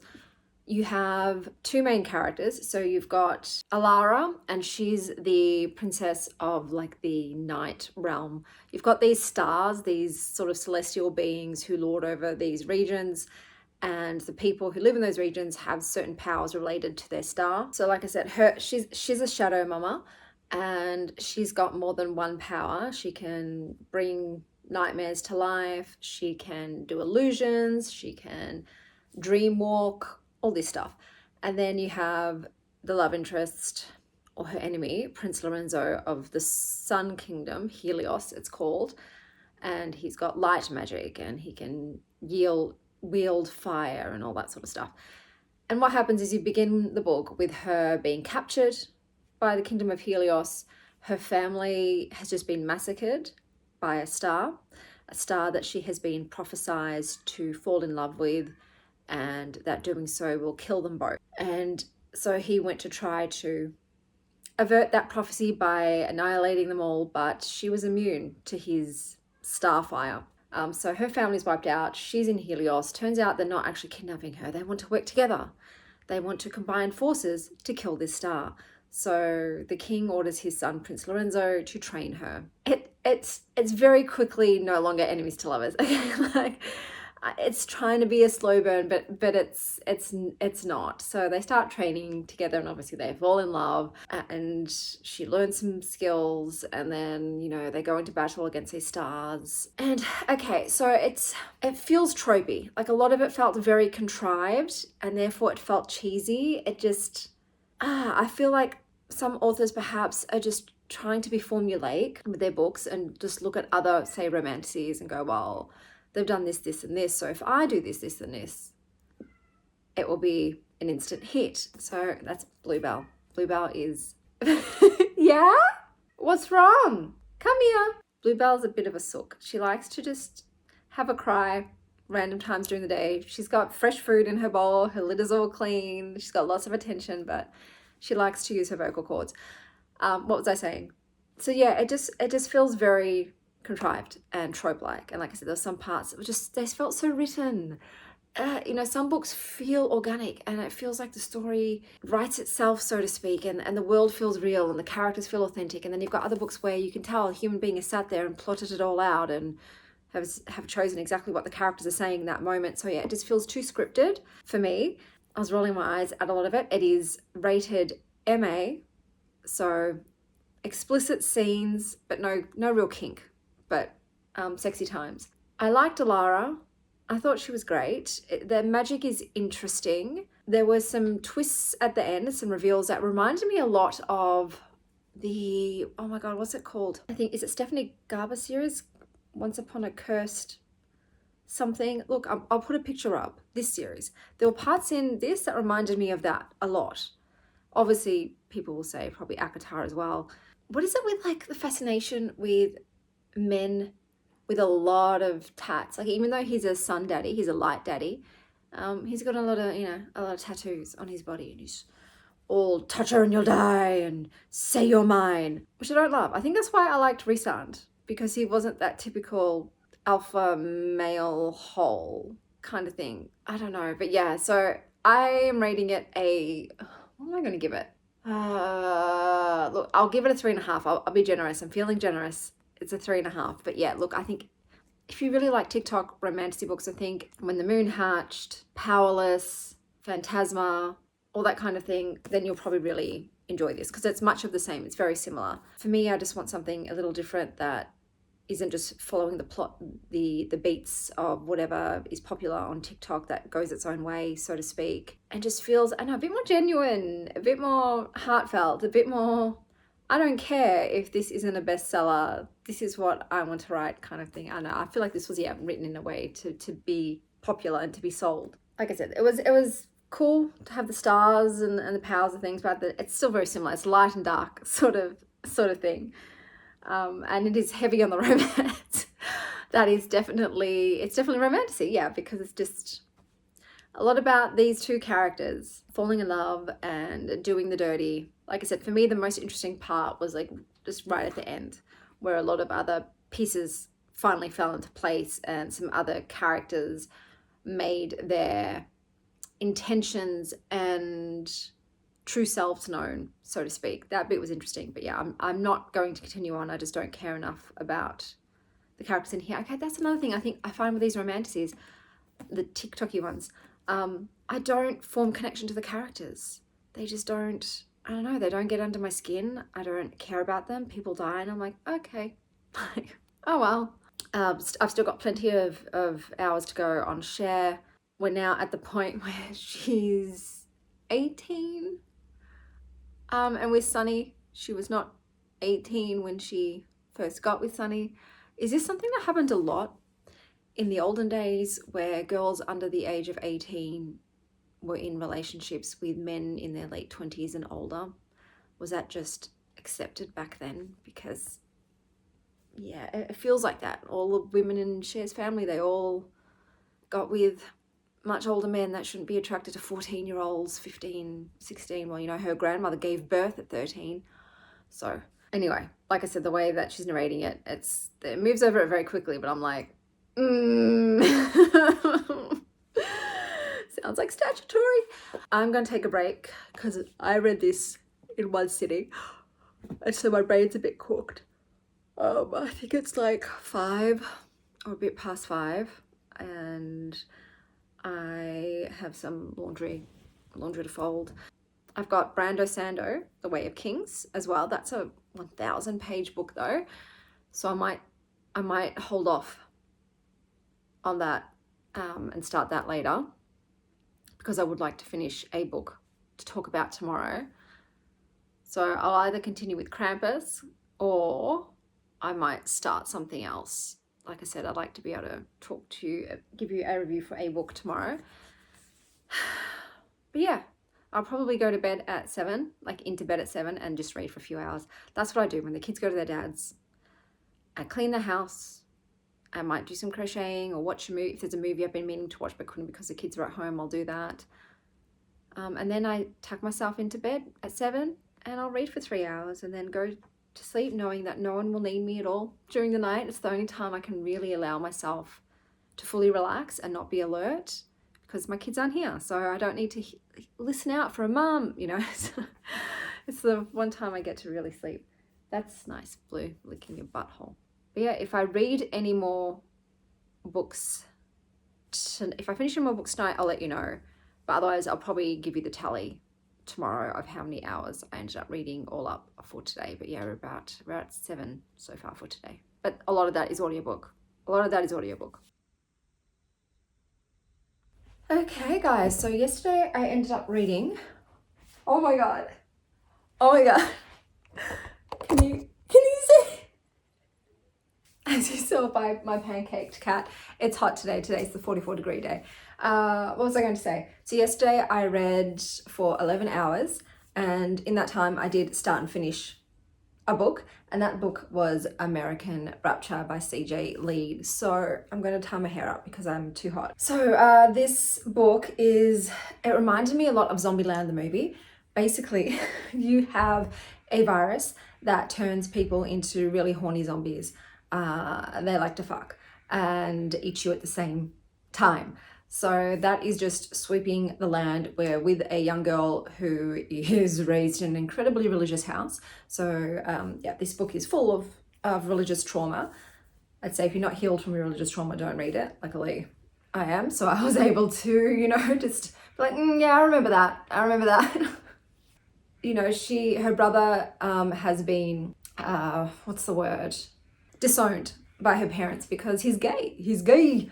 And obviously that is being no-no. That's a big no-no for a lot of religious people, including some of my own family members. And the rapture hits, you know, so you have some religious zealots who believe that this is the biblical rapture, and that, you know, God is reaping the sinners of the world through this virus. And so they're counteracting all of the actions of the government and health authorities to try and like stop the outbreak.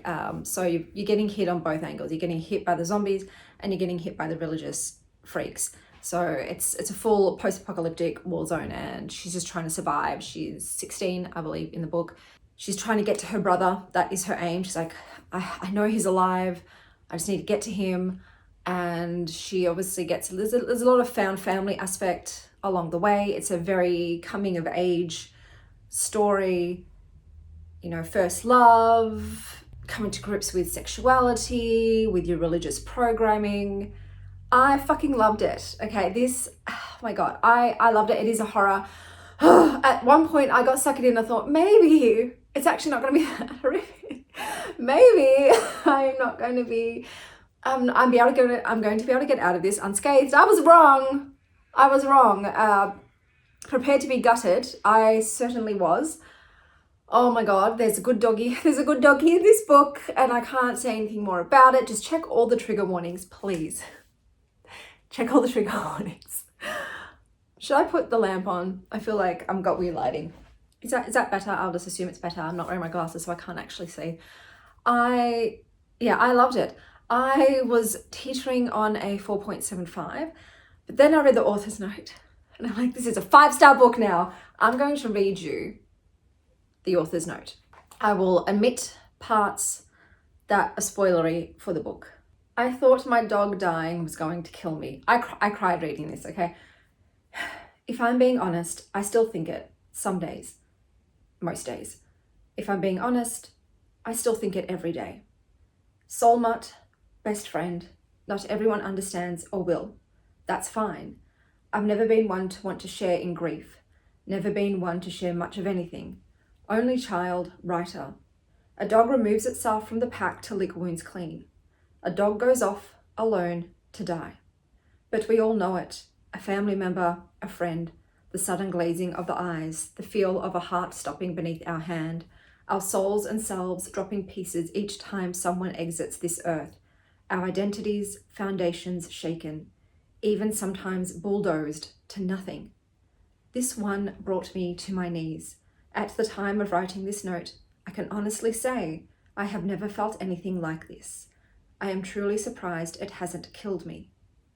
I've got to omit this part because it's a spoiler.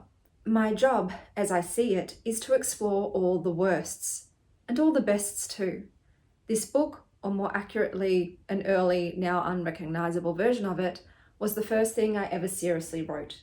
It was also what got me started on this path of writer.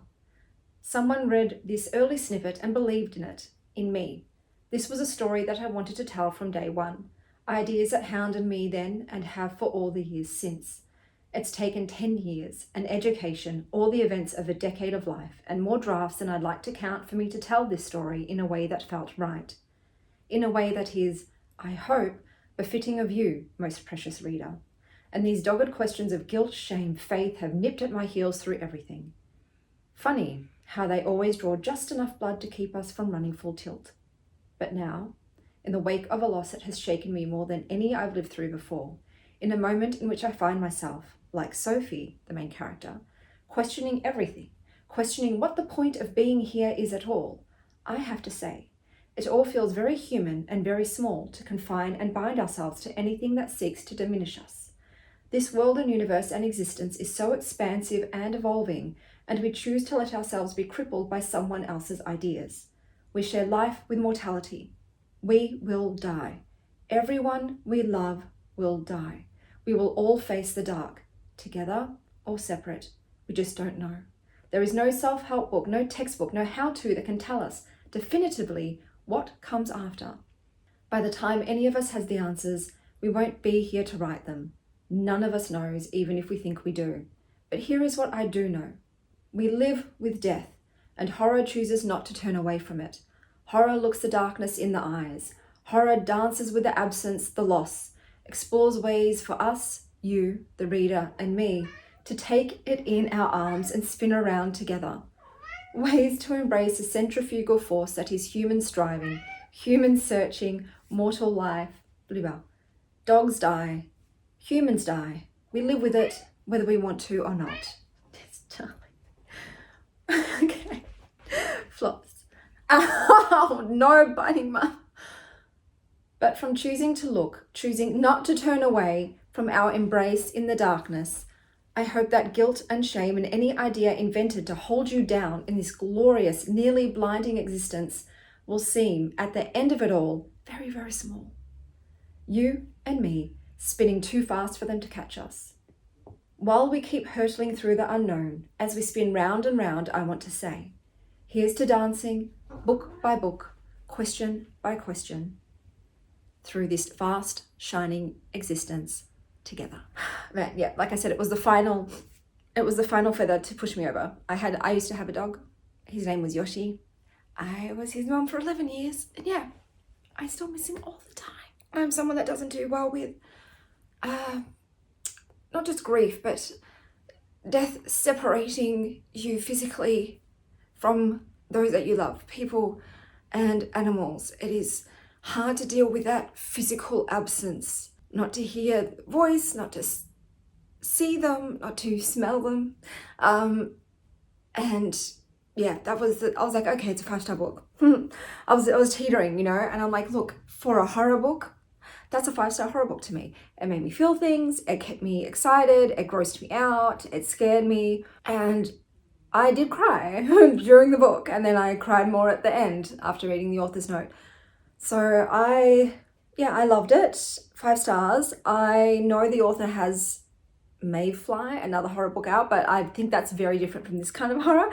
Any of you that think that you know my horror tolerance and taste, and you've read Mayfly, tell me whether you think I should give it a try or whether, you know what, I'm just going to give it a try. If it's not for me, I'll just DNF it, you know. But I love this. This was fantastic. Anyway, this morning I've already read some stuff. I have read how much, wait, I'm just got to do the math. I woke up early. What time is it now?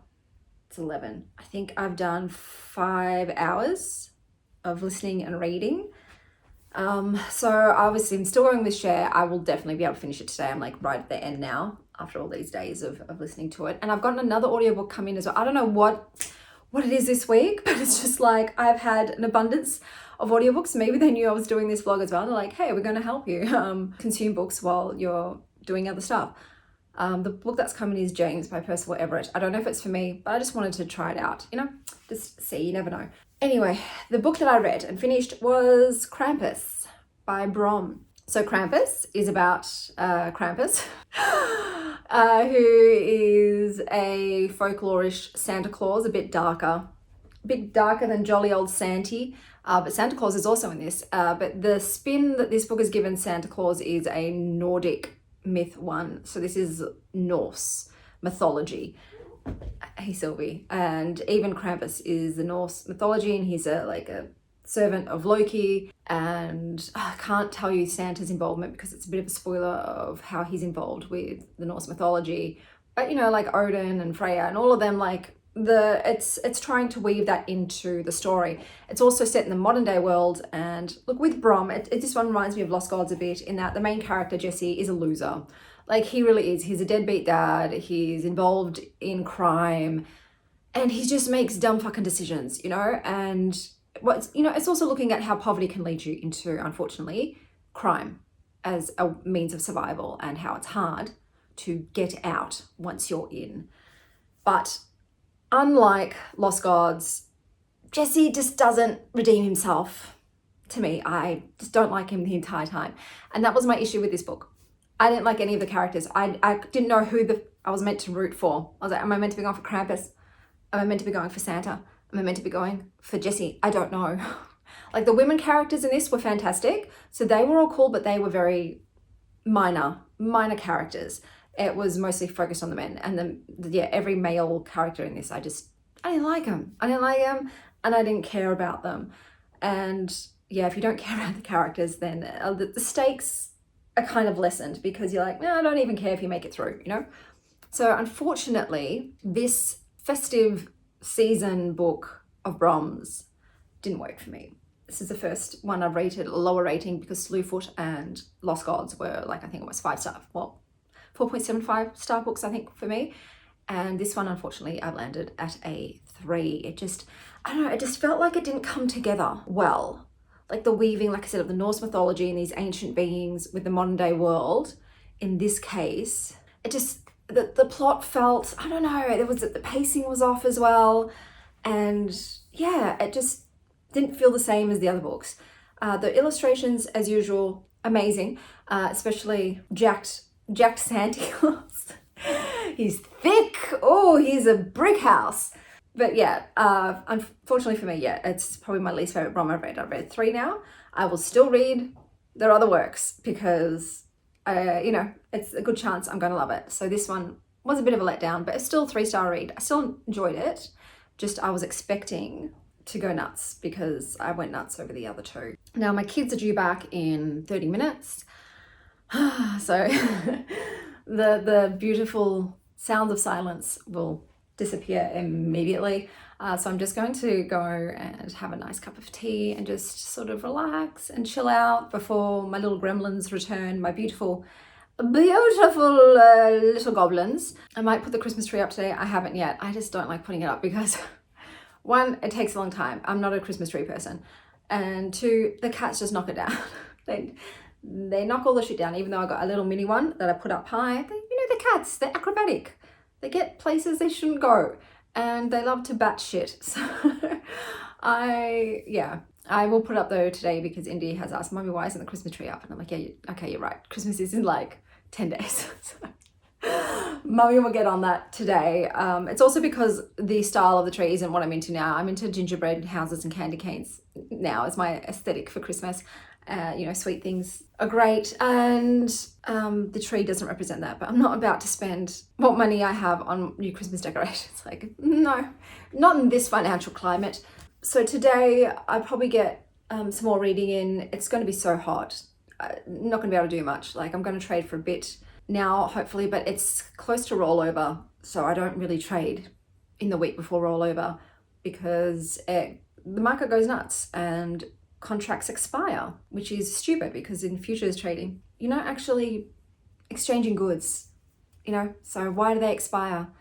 The only reason I can think of is so that they make people have to close their contracts and pay out. So if you have a contract that is out of the money, you will have to close it out of the money. So I try not to have any open contracts for rollover. So it's normally I end up just not working for a week, which is great for the bank account, but I've been burned in so many rollovers where I've gotten caught in some kind of extreme movement, knowing that it will reverse after rollover, but still I have to take like a massive loss or whatever it is at the time, and it's not fun. But I will, you know, have the charts running, and if I see a good trade, I'll take it, but I just have to really try to scalp more, like trying to get out of that trade within the session. Hopefully you just don't want to be holding any trades at this volatile time, but we'll see. I'm not planning on really getting any work done that way. I've still got, like I said, this video. My God, this is why I don't do weekly long videos, because it's just so much editing, it's so much filming, and it takes a week before I can wrap the video, and I'm someone who likes to complete things quickly.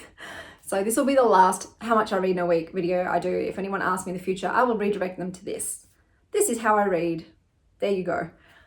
But today I'm going to continue on with Cher. I'm also will start Brando Sando, but I think before I start him, because I've got 2 more days left, because today's Monday, so I have Tuesday and Wednesday also to read, and I think I might save Brando for those last 2 days, so that way I can read something else today and get it done today. And I think I'm going to start with The Most Wonderful Crime of the Year, because it sounds fun and it's festively themed. I'd like to get some more Christmas books in here. Obviously, if I'm not liking it, I'll DNF it and I'll tell you what I go into next. But yeah, I like to start and finish a different book today. Obviously, Cher I will start and finish for sure, because, you know, I've got housework to do. I'll put it on. And then I, will start and finish some other book today. So hopefully something that's less than 400 pages so I can get it done today. And then the last 2 days I'll save for Brandon Sanderson. I'll laugh if I end up DNFing it after 100 pages. We're like, oh, I didn't need to save it to last, but I don't know, maybe like people love it. I love Tress of the Emerald Sea.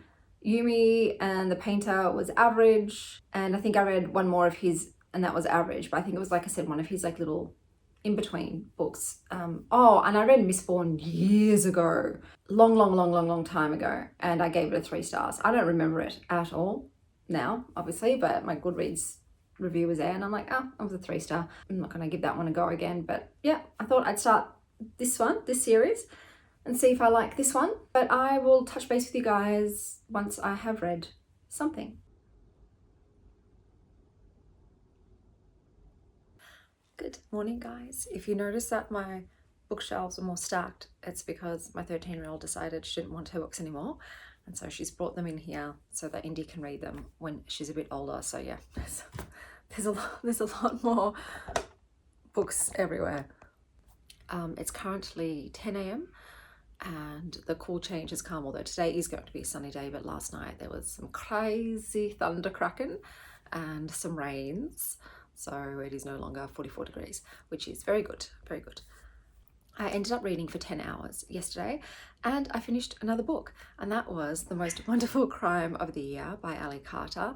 This is a mystery novel, although I feel like it's more romance than mystery. You have 2 crime authors and their rivals, and one day they get a Christmas invitation to go and spend the Christmas with the very, very rich and #1 crime author ever. So it's like it seems to be a bit of an Agatha Christie type character, and they're both invited. So they sort of have to sort out their differences because they're spending so much time together, and because dun dun dun, there's a murder mystery to solve at this manor. The very famous writer goes missing and is presumed dead, and it's up to these 2 authors to crack the case. Now, I just have to preface by saying I have read very few mystery novels, I think like a handful. Is it formulaic? Because all of them thus far have been a situation where there were a cast of people in a location, someone dies or goes missing, a detective comes, and obviously everyone who was there is a suspect and must interrogate and figure it out. So they've all been that way. So is this just the genre? You'll have just people in a place, a crime occurs, they're all suspects, someone must figure out who did it. Like I said, I'm a noob with this, so maybe this is just a genre, or maybe the books that I just have read were all the same in that way. But anyway, so yeah, you're in a big English, I think it was England, I don't remember now, manor in the winter at Christmas with these quirky cast of characters, some rich, some poor, who's got motive, who doesn't, who had opportunity, who didn't. And these 2 authors trying to figure it out and fight their attraction to each other, because whilst they need the mistletoe to solve the murders, they don't need it to make out.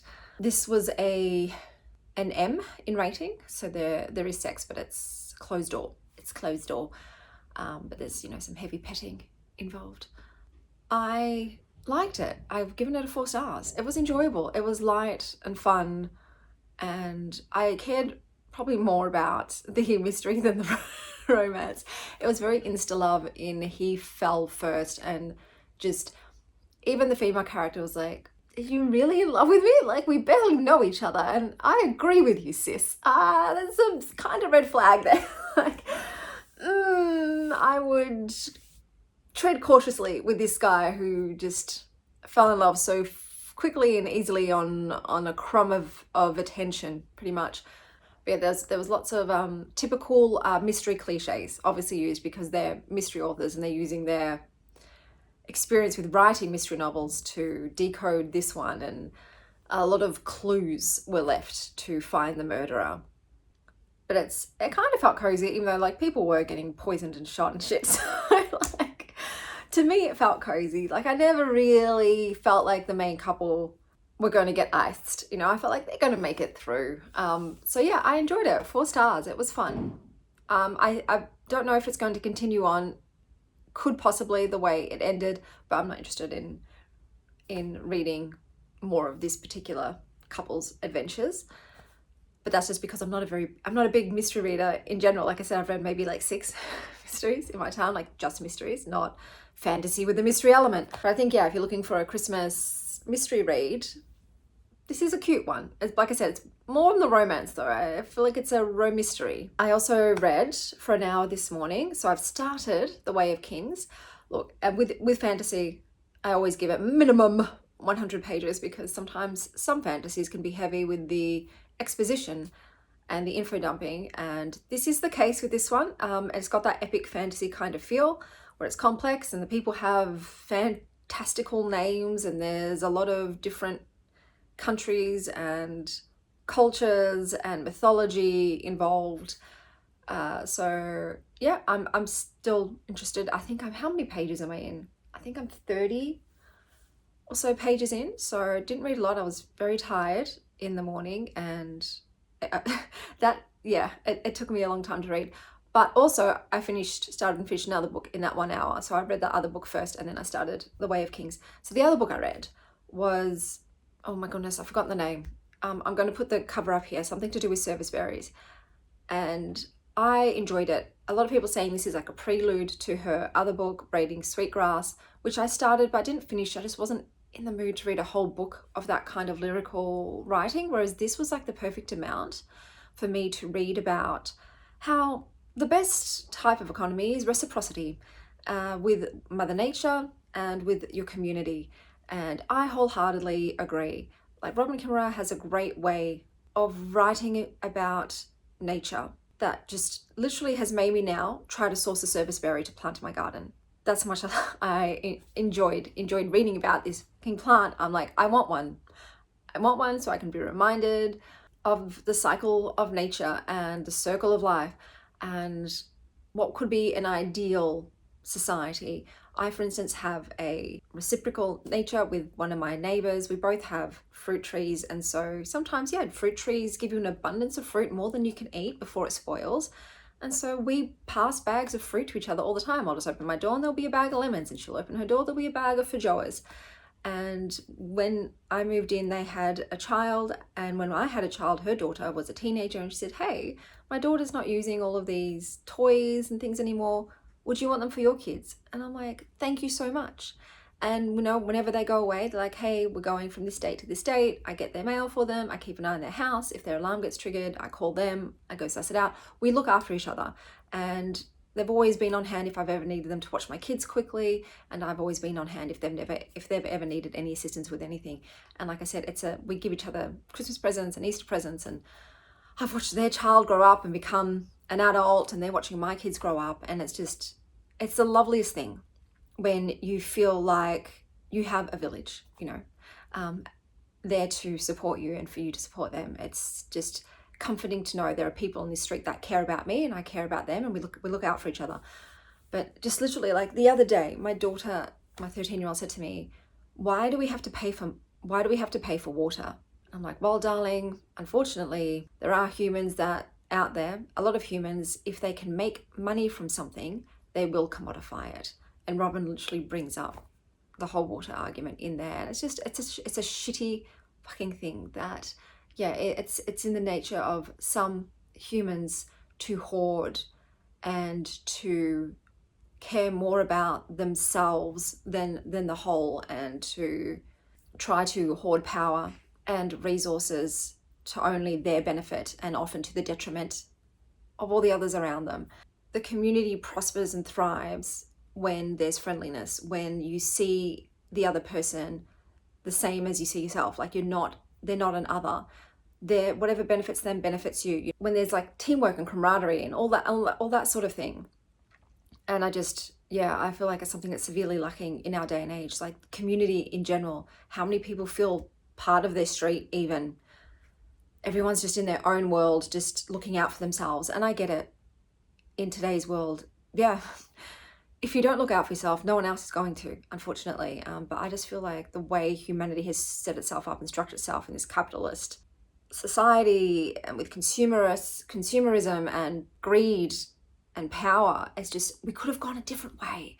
And I think there are maybe some indigenous tribes out there that are still structured in this very reciprocal, generous way, but the majority of humanity has gone in a very hierarchical structure, top down, where the top people have all the power and the resources and the bottom people are left impoverished or have to fight against each other for the scraps. And like I said, I felt like we could have structured things in a different way. And like, I know that the barter system seems like it couldn't work anymore because money was made the central form of currency and exchange, but it could have been that way. But I think if there's always human beings that have it in their nature to have more than everyone else and who covet, it was never going to be that way. You know, that there's people that are willing to step on others to get to the top. We're never going to be able to have that kind of society where, I guess you'd say socialist, where everyone benefits and everyone helps each other. But yeah, I loved reading her book. Like I said, it's got beautiful illustrations in it as well, which I adored. It's got such a strong sense of kinship with fellow humans, with animals, with the world, and just that whole thing of treading lightly and leaving everything better than when you found it, not taking more than you give. And she's got a beautiful lyrical way of writing. Like I said, it was just enough pages that it kept my interest and I felt satisfied by the end of it. But yeah, now I'm trying to find a serviceberry. I think they're indigenous to Canada and North America, but from what I've seen, they do sell them here. A lot of places are sold out, so maybe it's not the season, but I want to see if I can grow it, just so I can experience eating it and tasting what she tasted and described in the book. It's just, yeah, it gave me massive FOMO. Like, I can't leave this earthly plane without tasting a serviceberry. They've got a lot of different names as well. Like, it's got many names, but I have never seen it. It kind of looks like a giant myrtleberry, which we do have in Australia, and they are absolutely delightful. That's kind of, I think, like a strawberry guava. So I think it probably is similar to that, but there is one I found. It's expensive, but I'm leaving the tab open and I'm just like, okay, see how you're going at the end of December, how your finances are, and maybe that can be, you know, an extra Christmas present to yourself. Because so far I got myself an oracle deck from someone I know in the TarotTube community because I wanted to support them and because their deck looks fantastic, and it's literally just arrived today. So I'm going to film it and upload it on my tarot channel. But yeah, I got myself a deck. So yeah, maybe I'll gift myself a tree. It's like the gift that keeps on giving though. And it's a giving tree that I will not chop down to a stump. I'm sorry, but like, that goddamn Giving Tree book. Oh, the tree deserved better. But yeah, that's what it is. It's like if someone continues to take and take and take, all that's left is a goddamn stump. So yeah, I enjoyed that book. If I was going to rate it, I'd probably give it a 4 stars. Okay, speaking of ratings, that's something about Fable that has pissed me off. I've been really trying to like make Fable the next Goodreads, because Goodreads has also been super laggy and slow lately, very glitchy. But Fable this month, 15 of the books that I've read weren't in its database. And like I said, you can't manually add a book. All you can do is request for them to add it. And so I requested the 15 books that I read this month. So far, they have not been added. So that is like obviously a major downside at the moment. But also when you do add a book, you have to give it a star rating. And I don't like that because, yeah, I don't like to rate nonfiction books, for instance, or memoirs or cookbooks. There are certain things I just don't want to give a star rating because I feel shitty doing so. But the only way to leave a review and to add it to your read list is if you leave a star rating. So that is something I would prefer Fable change, that you can add a book without rating it, and also that you can add a book. You don't have to wait for their staff to process your request, because yeah, I made requests 2 months ago as well. Those books still haven't been added. So it's just leaving huge gaps, obviously, in my library of books. But I think that is everything for today. I will probably not post again because I am reading The Way of Kings. I do not think I'm going to finish it today. There's zero chance I'll finish it today. And I'm not going to start something else in the meantime. I do just want to focus on this, at least for 100 pages. If I'm hating it after 100 pages, you'll see me again. If not, you'll see me tomorrow with my progress on how I've gone. So I will most likely see you guys tomorrow and let you know how many hours I put in today. Okay, so I totally fibbed. You are seeing me again because some American snacks have arrived thanks to Tom. Here I've got Pringles Harvest Blends Farmhouse Cheddar. So I'm going to try it on camera, and look too, I'm drinking out of the gingerbread mug because I burnt the candle down all the way. And now I've got a mug, and it's my favorite Christmas mug. And on the inside, there's mistletoe. How cute and apt. All right, get ready for a taste test. Okay. Oh, they're gone into little chippies. They didn't make the flight, but let's have a go. Andy, do you want to come try one? Of course. Of course. I'm going to have another one before I give you my opinion. Out of the camera, babe.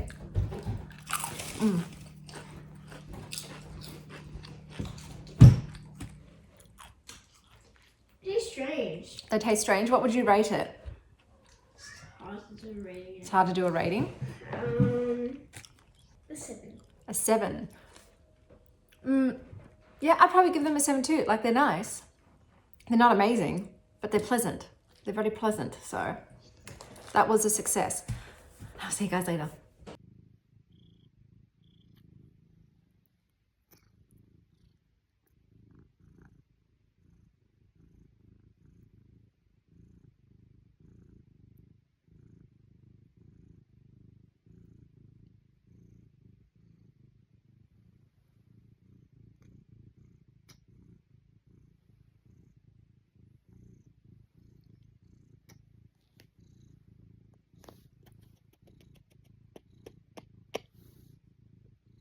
Okay guys, I'm here to tell you about the books I've read.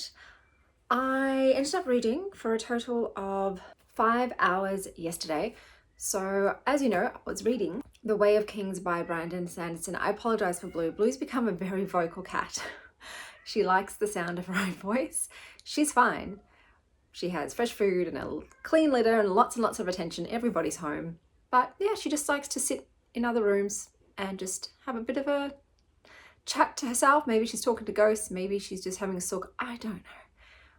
But this is just obviously a new quirk of hers, so it can be annoying. I apologize. If she wants attention, she can come into any one of 3 rooms where we are, but she's doing what she's doing. Okay, so I did read 300 pages of The Way of Kings, and I decided to DNF it, and I'm going to tell you why, because I know that Brando Sando is very, very beloved, and look, I absolutely loved Tress.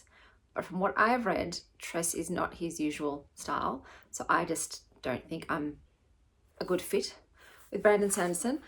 With this book in particular, I know that my opinions are profane, which is a word that was heavily overutilized in the first chapter of the book. The first chapter of the book was probably the most entertaining and exciting because the other 300 pages was so long-winded, the pace was glacial, and nothing really happened. Obviously, Mr. Sanderson has a hard-on for world building, so he spends a lot of time world building. I still didn't completely understand how everything worked despite the lengthy world building and the massive info dumps. There were a lot of info dumps in this, even with characters' backstories. The dialogue was also really kind of cringe, man. There's one character and I could tell that she was meant to be written as a funny person, but the sense of humor was not it. I'll put a quote up somewhere and you can see what I mean. I didn't enjoy her attempts at humor whatsoever. And I feel like maybe Brandon Sanderson was paid by the page, because this book shouldn't be over 1,000 pages. Even what I read from reviews, people are like, wait until the page 800 mark. That's when things really kick off. I'm sorry, what? 800 pages and then things get good and interesting? Come on. No. Like, I don't know, this is one installment, a 10-book series, and I'm just, yeah, time is precious. And if the extra pages and verbiage isn't actually adding anything to the reading experience besides taking up more of your time, it shouldn't be there. That's just, I don't know, maybe controversial opinion, but I feel like the words matter. They need to count besides just counting towards a page count. There was also a lot of terminology used that I just didn't enjoy. He overuses the word spren. So there's like fear spren, passion spren, anxious spren, and it's to denote these kind of, I think, magical beings that manifested whenever human beings feel certain emotions or things. But then there's wind spren, and I don't know, it was just, I don't know, I just kind of felt lazy. Like, a lot of the terminology used just felt like kids making up their words if they were writing their own fantasy world. It didn't feel particularly well thought out and created. And it's And that brings me to the writing as well. The writing just felt very basic, guys. I'm sorry, but the prose just, sometimes it was redundant and repetitive, and it did nothing for me. And like I said, I love Tress, but this just feels like completely different. Just that even the sentence structure was like really clunky a lot of the time and poorly made. In this world too, only the women are literate. So the men can sort of read these things called glyphs, like some glyphs, but I don't understand how 50% of the population can function without being able to read. And it's an advanced society. It's not Neanderthalish. So that just didn't make sense to me, especially because, yeah, men held positions of leadership and power. And I'm like, but how though, when you can't write anything? And I guess just a lot of it was it just felt like to me, a lot of time was spent on things that don't matter. I just, like I said, I felt like I was putting in a lot of effort. I just was not invested. 300 pages in, and I just did not give a shit. You've got like the female characters, I don't know, they felt performative. And then you've got, I guess, the guy that I'm assuming is the Mary Sue. I can't remember his name now. It's like Canalis or something. I don't know. And he was, you know, a former warrior, and then he becomes a slave, and he kind of wants to become a warrior again. But I felt like too, this was like not trying to be PG, but really not trying to be adult in a way. Like I felt like it was trying to be very clean. But I thought, I'm 300 pages in. Do I want to spend another 800 pages in this world? No, I do not. I do not. Life is too short. And it's not because I dislike epic fantasy. I love epic fantasy. I've read a lot. Look, I don't love a lot though. I will admit that. I'd say probably 2/3 of the epic fantasy books I pick up are not to my taste. Some of the ones that I have enjoyed, this is just according to Goodreads' epic fantasy category. And I just picked the first couple ones on the list that I had read and enjoyed. Some of the ones I enjoy, Lord of the Rings, where is it? It's over here in this little corner there. Lord of the Rings was what am I talking about? My favorite epic fantasy of all time. I have reread that series 7 times, and you might think that's not a lot times to reread your favorite books, but I'm not a rereader. I'm really not. And to read that whole trilogy 7 times, that's a huge thing for me. So, you know, that is, yeah, hands down my absolute favorite and most iconic epic fantasy book. Besides that, I've also enjoyed the Age of Myth series, the Porson series. Sword of Kaigan is only 1 book, but I did enjoy that. His Dark Materials, the Winnowing Flame trilogy, Harry Potter series, if that is epic fantasy, the Red Rising saga, Lands of the Firstborn series, Gormenghast. I think that was a trilogy if I recall. And some newer ones to the game are the Fallen Gods series and Jasad Heir. So those are just a couple of epic fantasies I have enjoyed. But yeah, look, I tried Mistborn, that was a 3-star. Tress I enjoyed, but 2 of his other books in that kind of, those standalone books, I didn't really care for. They were like 3 stars. This one, DNF, I'm like, no. Guys, over 1,000 pages of it just, like I said, it wasn't adding anything. And I just felt, it was tedious. But look, that's just my experience and my taste. Like I said, you know, I know he's massive. Look, I maybe would consider giving, I think, is it Skywood a go, but I don't know. It just could like I said, I'm not the right reader for his books, you know, and that's all it is to it. But because of that, I still wanted to read an epic fantasy. That's the mood I'm in. That's just the mood I'm in. So I went on to my want to read, and I tried to find the biggest epic fantasy I had on there because, yeah, I just did want to read 1 more book over the next 2 days. I just wanted to really, you know, when you're in that mood, you just want to sink into just one thick, chunky, juicy world. So I picked up The Failures. I have never read from this author before, and I have read halfway, so it's just over 600 pages. So I've just got over 300 pages left to go. So I feel like I probably will finish that off today. I haven't done any reading today. So this was read yesterday. I've just been too busy working and trading and doing housework, and it's currently 12 p.m. But I figure I will probably get for 300 pages will probably, oh, it's epic fantasy, so at most it'll take me 3 hours. It'll probably take me less, I don't know, it depends, like I said, how I'm going with what's happening on the page, but I should be able to get that amount of reading done today. And I will tell you more about it once I've got to the end. I'll tell you what it's about and what my thoughts are, but I am enjoying it. Obviously, I've read half of it and I'm still going, so I am locked in till the end now. Yeah, I'll just leave it at that, but it's totally scratching the epic fantasy itch, even though it has modern vernacular in it. But I don't mind that. I'm absolutely fine with people dropping the F-bombs and in fantastical settings. Like, I kind of dig it even more than the traditional, like, more medieval kind of speak that you normally expect in an epic fantasy. But yeah, that will be the last book that I read for this. And I will, once I'm finished this book, recap all of the books that I completed in full. I'm not going to bother talking about the ones I DNF'd. You already saw those. And I'll see you guys then. Okay guys, so I have finished the failures. So it took me 2 hours to read 260 pages. Oh, like my head hurts from all of the information that I was just piecing together at the end of that book. Okay, so let's begin. The book, it's almost like it's a semi-portal fantasy, also kind of steampunk. So the main world that it's set in, they have these mechanical kind of devices, and there's like a whole bunch of different magic, different beings. There are these giants, for instance, and one of them is buried beneath this world, and before it was contained, it had like punched out the sky, so there's no longer any sun, there are no trees. A lot of the people live beneath the mountain in these like stone cavernous cities. And the book has multiple PV, so you're looking at various characters, and those events are taking place throughout various moments in time. And it's just like, in the beginning, it's an undone puzzle piece. There's all these pieces everywhere and you have no fucking clue what the overall puzzle looks like. And then little by little, they're clicking into place and we're starting to see the overall image.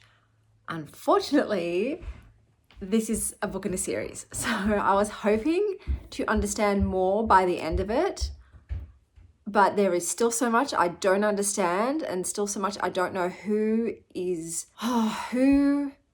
intentions are what, and who are the good guys, who are the bad guys. I don't know. I couldn't tell you. There's people that, obviously believe they're good, but they've all got different ideas on what is best for the world, and I honestly don't know which of those ideas are right. This is so full on. Like I said, I have a headache because it's too much. There was too much information. It was epic, and it's like, I've got this ball of knotted yarn, and I'm trying to untangle it and figure out what's what. But I enjoyed it. It feels both modern and old, so it's got that, like I said, the old school kind of feel of epic fantasies, but it's also got quite a modern feel with a lot of the characters feeling quite similar to, people from our world. I'd say I like the behemoths. They're very cool. So the behemoths in this world it seems to be humans, but I'm not sure if the world they come from is like Earth, or like Earth in another, or like a multiverse kind of Earth. I don't know, but they seem similar. And they were both, one of the men in this world had this dream. His name was Gunn.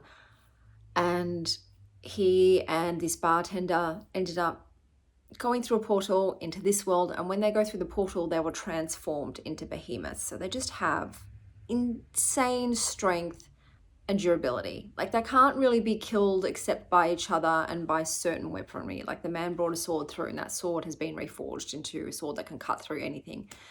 So they're kind of cool. And I'm still trying to figure out the part that they're playing in all of this. That's what I mean. I still don't know like, who's playing who and what their role in the overall scheme is. It's just still so convoluted and obscured. One of the main characters is named Sophie Venishai, and she was like part of this family who utilize silver or hate silver. I don't know, it's kind of messy and confusing. And she was given to this kind of monster thing which transformed her and made her sacrilegious to her own family. So she was shunned, but she ended up using her power as a 14-year-old to save the world. And now she's been called back again, and it's like I said, it's too much. I need to like go to sleep and let it all settle. There's just so much happening. But yeah, it's just I still, like I said, I'm still pissed that it hasn't finished, and I still don't know what the overall picture is. Like, I've got bits of it have coalesced. I'm like, oh, okay, that's that, and that's that. Oh, that's who that is, and that's how they're related to this thing. But the overall, I still don't know. I don't know. And it's annoying because obviously, when did this come out? The failures. I have a feeling it's just literally just come out. I love how good it is. It's like, check out your year in books, bro. I haven't finished. It's the 18th. When was this released? July of this year. So God knows when the sequel will be. Look, that's why I don't like reading unfinished series, because by the time the next books come out, you've forgotten. And am I going to read like a 700-page book again to refresh my memory? No, I'm not going to. I'm not really a rereader. Like I said, there's only very, very few books that trigger that wanting to reread feeling in me. This is not one of those. It's just so full on. I don't think I'd want to go through it all again. But I don't know, if it comes out, the sequel comes out, and I remember still enough to continue on, I might, just to know what the fuck is going on. What? It's so annoying. I want answers, man. Like I said, I don't even know. Should they wake the giant? Should they kill the giant? Should they free the giant? I don't know. I actually don't know what would be best. It's sad though. These guys, a lot of these people, they just want to touch some grass, bro. They just want to hug a tree. They miss the trees, and I get it. I cannot imagine living in a world without trees and nature. That would be very fucking sad. And without real butterflies, like I said, they have all of these steampunky cog machine, to butterfly contraptions. It's not the same. But yeah, very interesting. What am I going to rate it? I've obviously already put the number up here, so it's not a surprise for you guys. I'm going to rate it a 4. It's a 4-star rate. And that brings you to the end of today. I cannot read any more today. I have a book hangover. It was so much. It was so intense. And it's late afternoon anyway, so I'll be getting into dinner, and I wanted to watch a Christmas movie with the kids tonight. Just one that we've never watched before. We did watch Dear Santa with Jack Black, which had the funniest premise about a dyslexic kid who accidentally writes to Satan instead of Santa, and Jack Black is Satan pretending to be Santa. And that could have just been so fucking funny if it had been like an adult film, like Ted, that kind of thing. But they obviously want to make it kid friendly, and I was just like, yeah, no. Be an adult film with a kid who accidentally summons Satan instead of Santa, and Satan wants the kid's soul.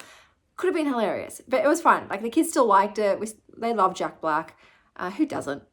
Who doesn't love Jack Black? But yeah, we'll watch a different one tonight. But let me just go through all of the books I have read and all the hours. I haven't even added up the hours. I'm going to add up all the hours now.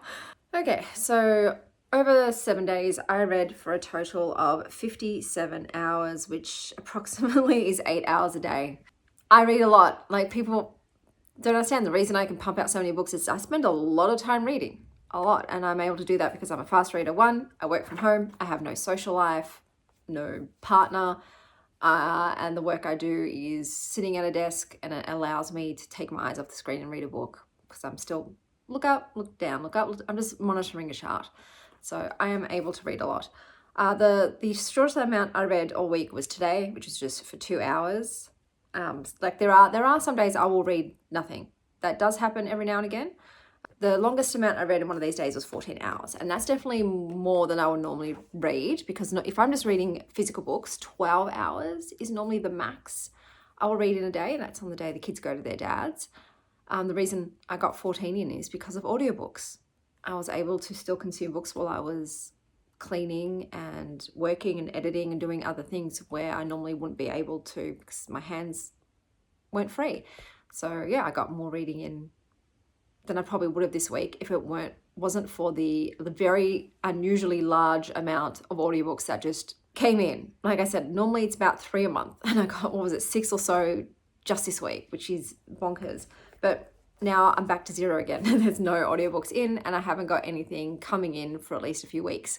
So I just got lucky for this reading vlog. And the total number of books I read was 15. So I obviously DNF'd a bunch, not counting those. So I read 15 books cover to cover in the 57 hours.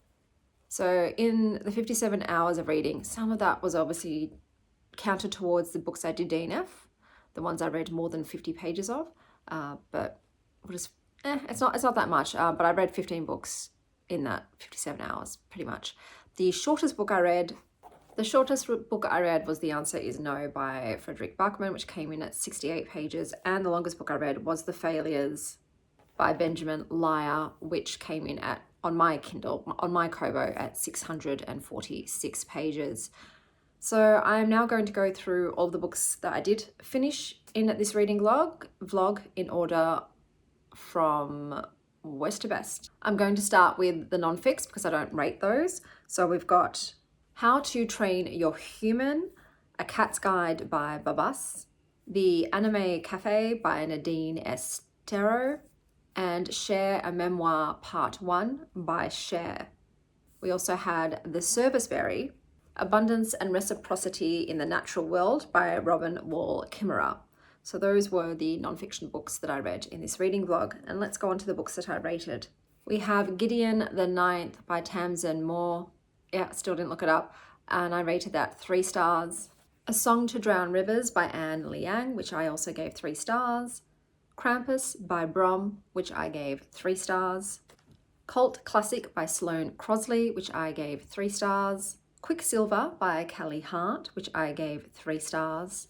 Hashtag DRCL Dracul, which I gave 3 stars. Heavenly Bodies by Imani Iriu, which I gave 3.5 stars. The Answer Is No by Frederick Bachman, which is a 3.75 read for me, but I rounded it up to a 4 stars. The Most Wonderful Crime of the Year by Ali Carter, which I gave 4 stars. The Failures by Benjamin Lyer, which I gave 4 stars, and my favorite read of this reading vlog, American Rapture by CJ Lead, which I gave 5 stars.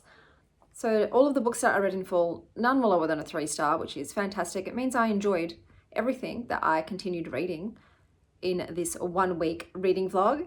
I know that this is so excessively long, I apologize, but now it is done. And it will be the last one done because I do like to wrap up reading vlogs far sooner, and I don't want to be putting out 2.5 hour vlogs. That's crazy. Hopefully that answers everybody's questions of like my reading habits and how I read and how much and what I pick up. Look, majority of it is based on what's just come into my library that I've had reservations on for God knows how long. Some, like with the tarot, I can do, and then if they're available immediately, I can reserve them immediately. Especially with the older books, they're normally always available. It's just the ones that are brand new that you do tend to have a bit of a wait list for. But then, yeah, I got a lot of audiobooks. So I got lucky between audio, ebook, and physical book. My library has me pretty well stocked. Blue Belt, no. Can you wait until we're done? But yeah, I hope that answered everyone's questions that was asking, like, how do I read so much? If you have any other questions about my reading habits, just write them down below. But until next time, stay wild, star child.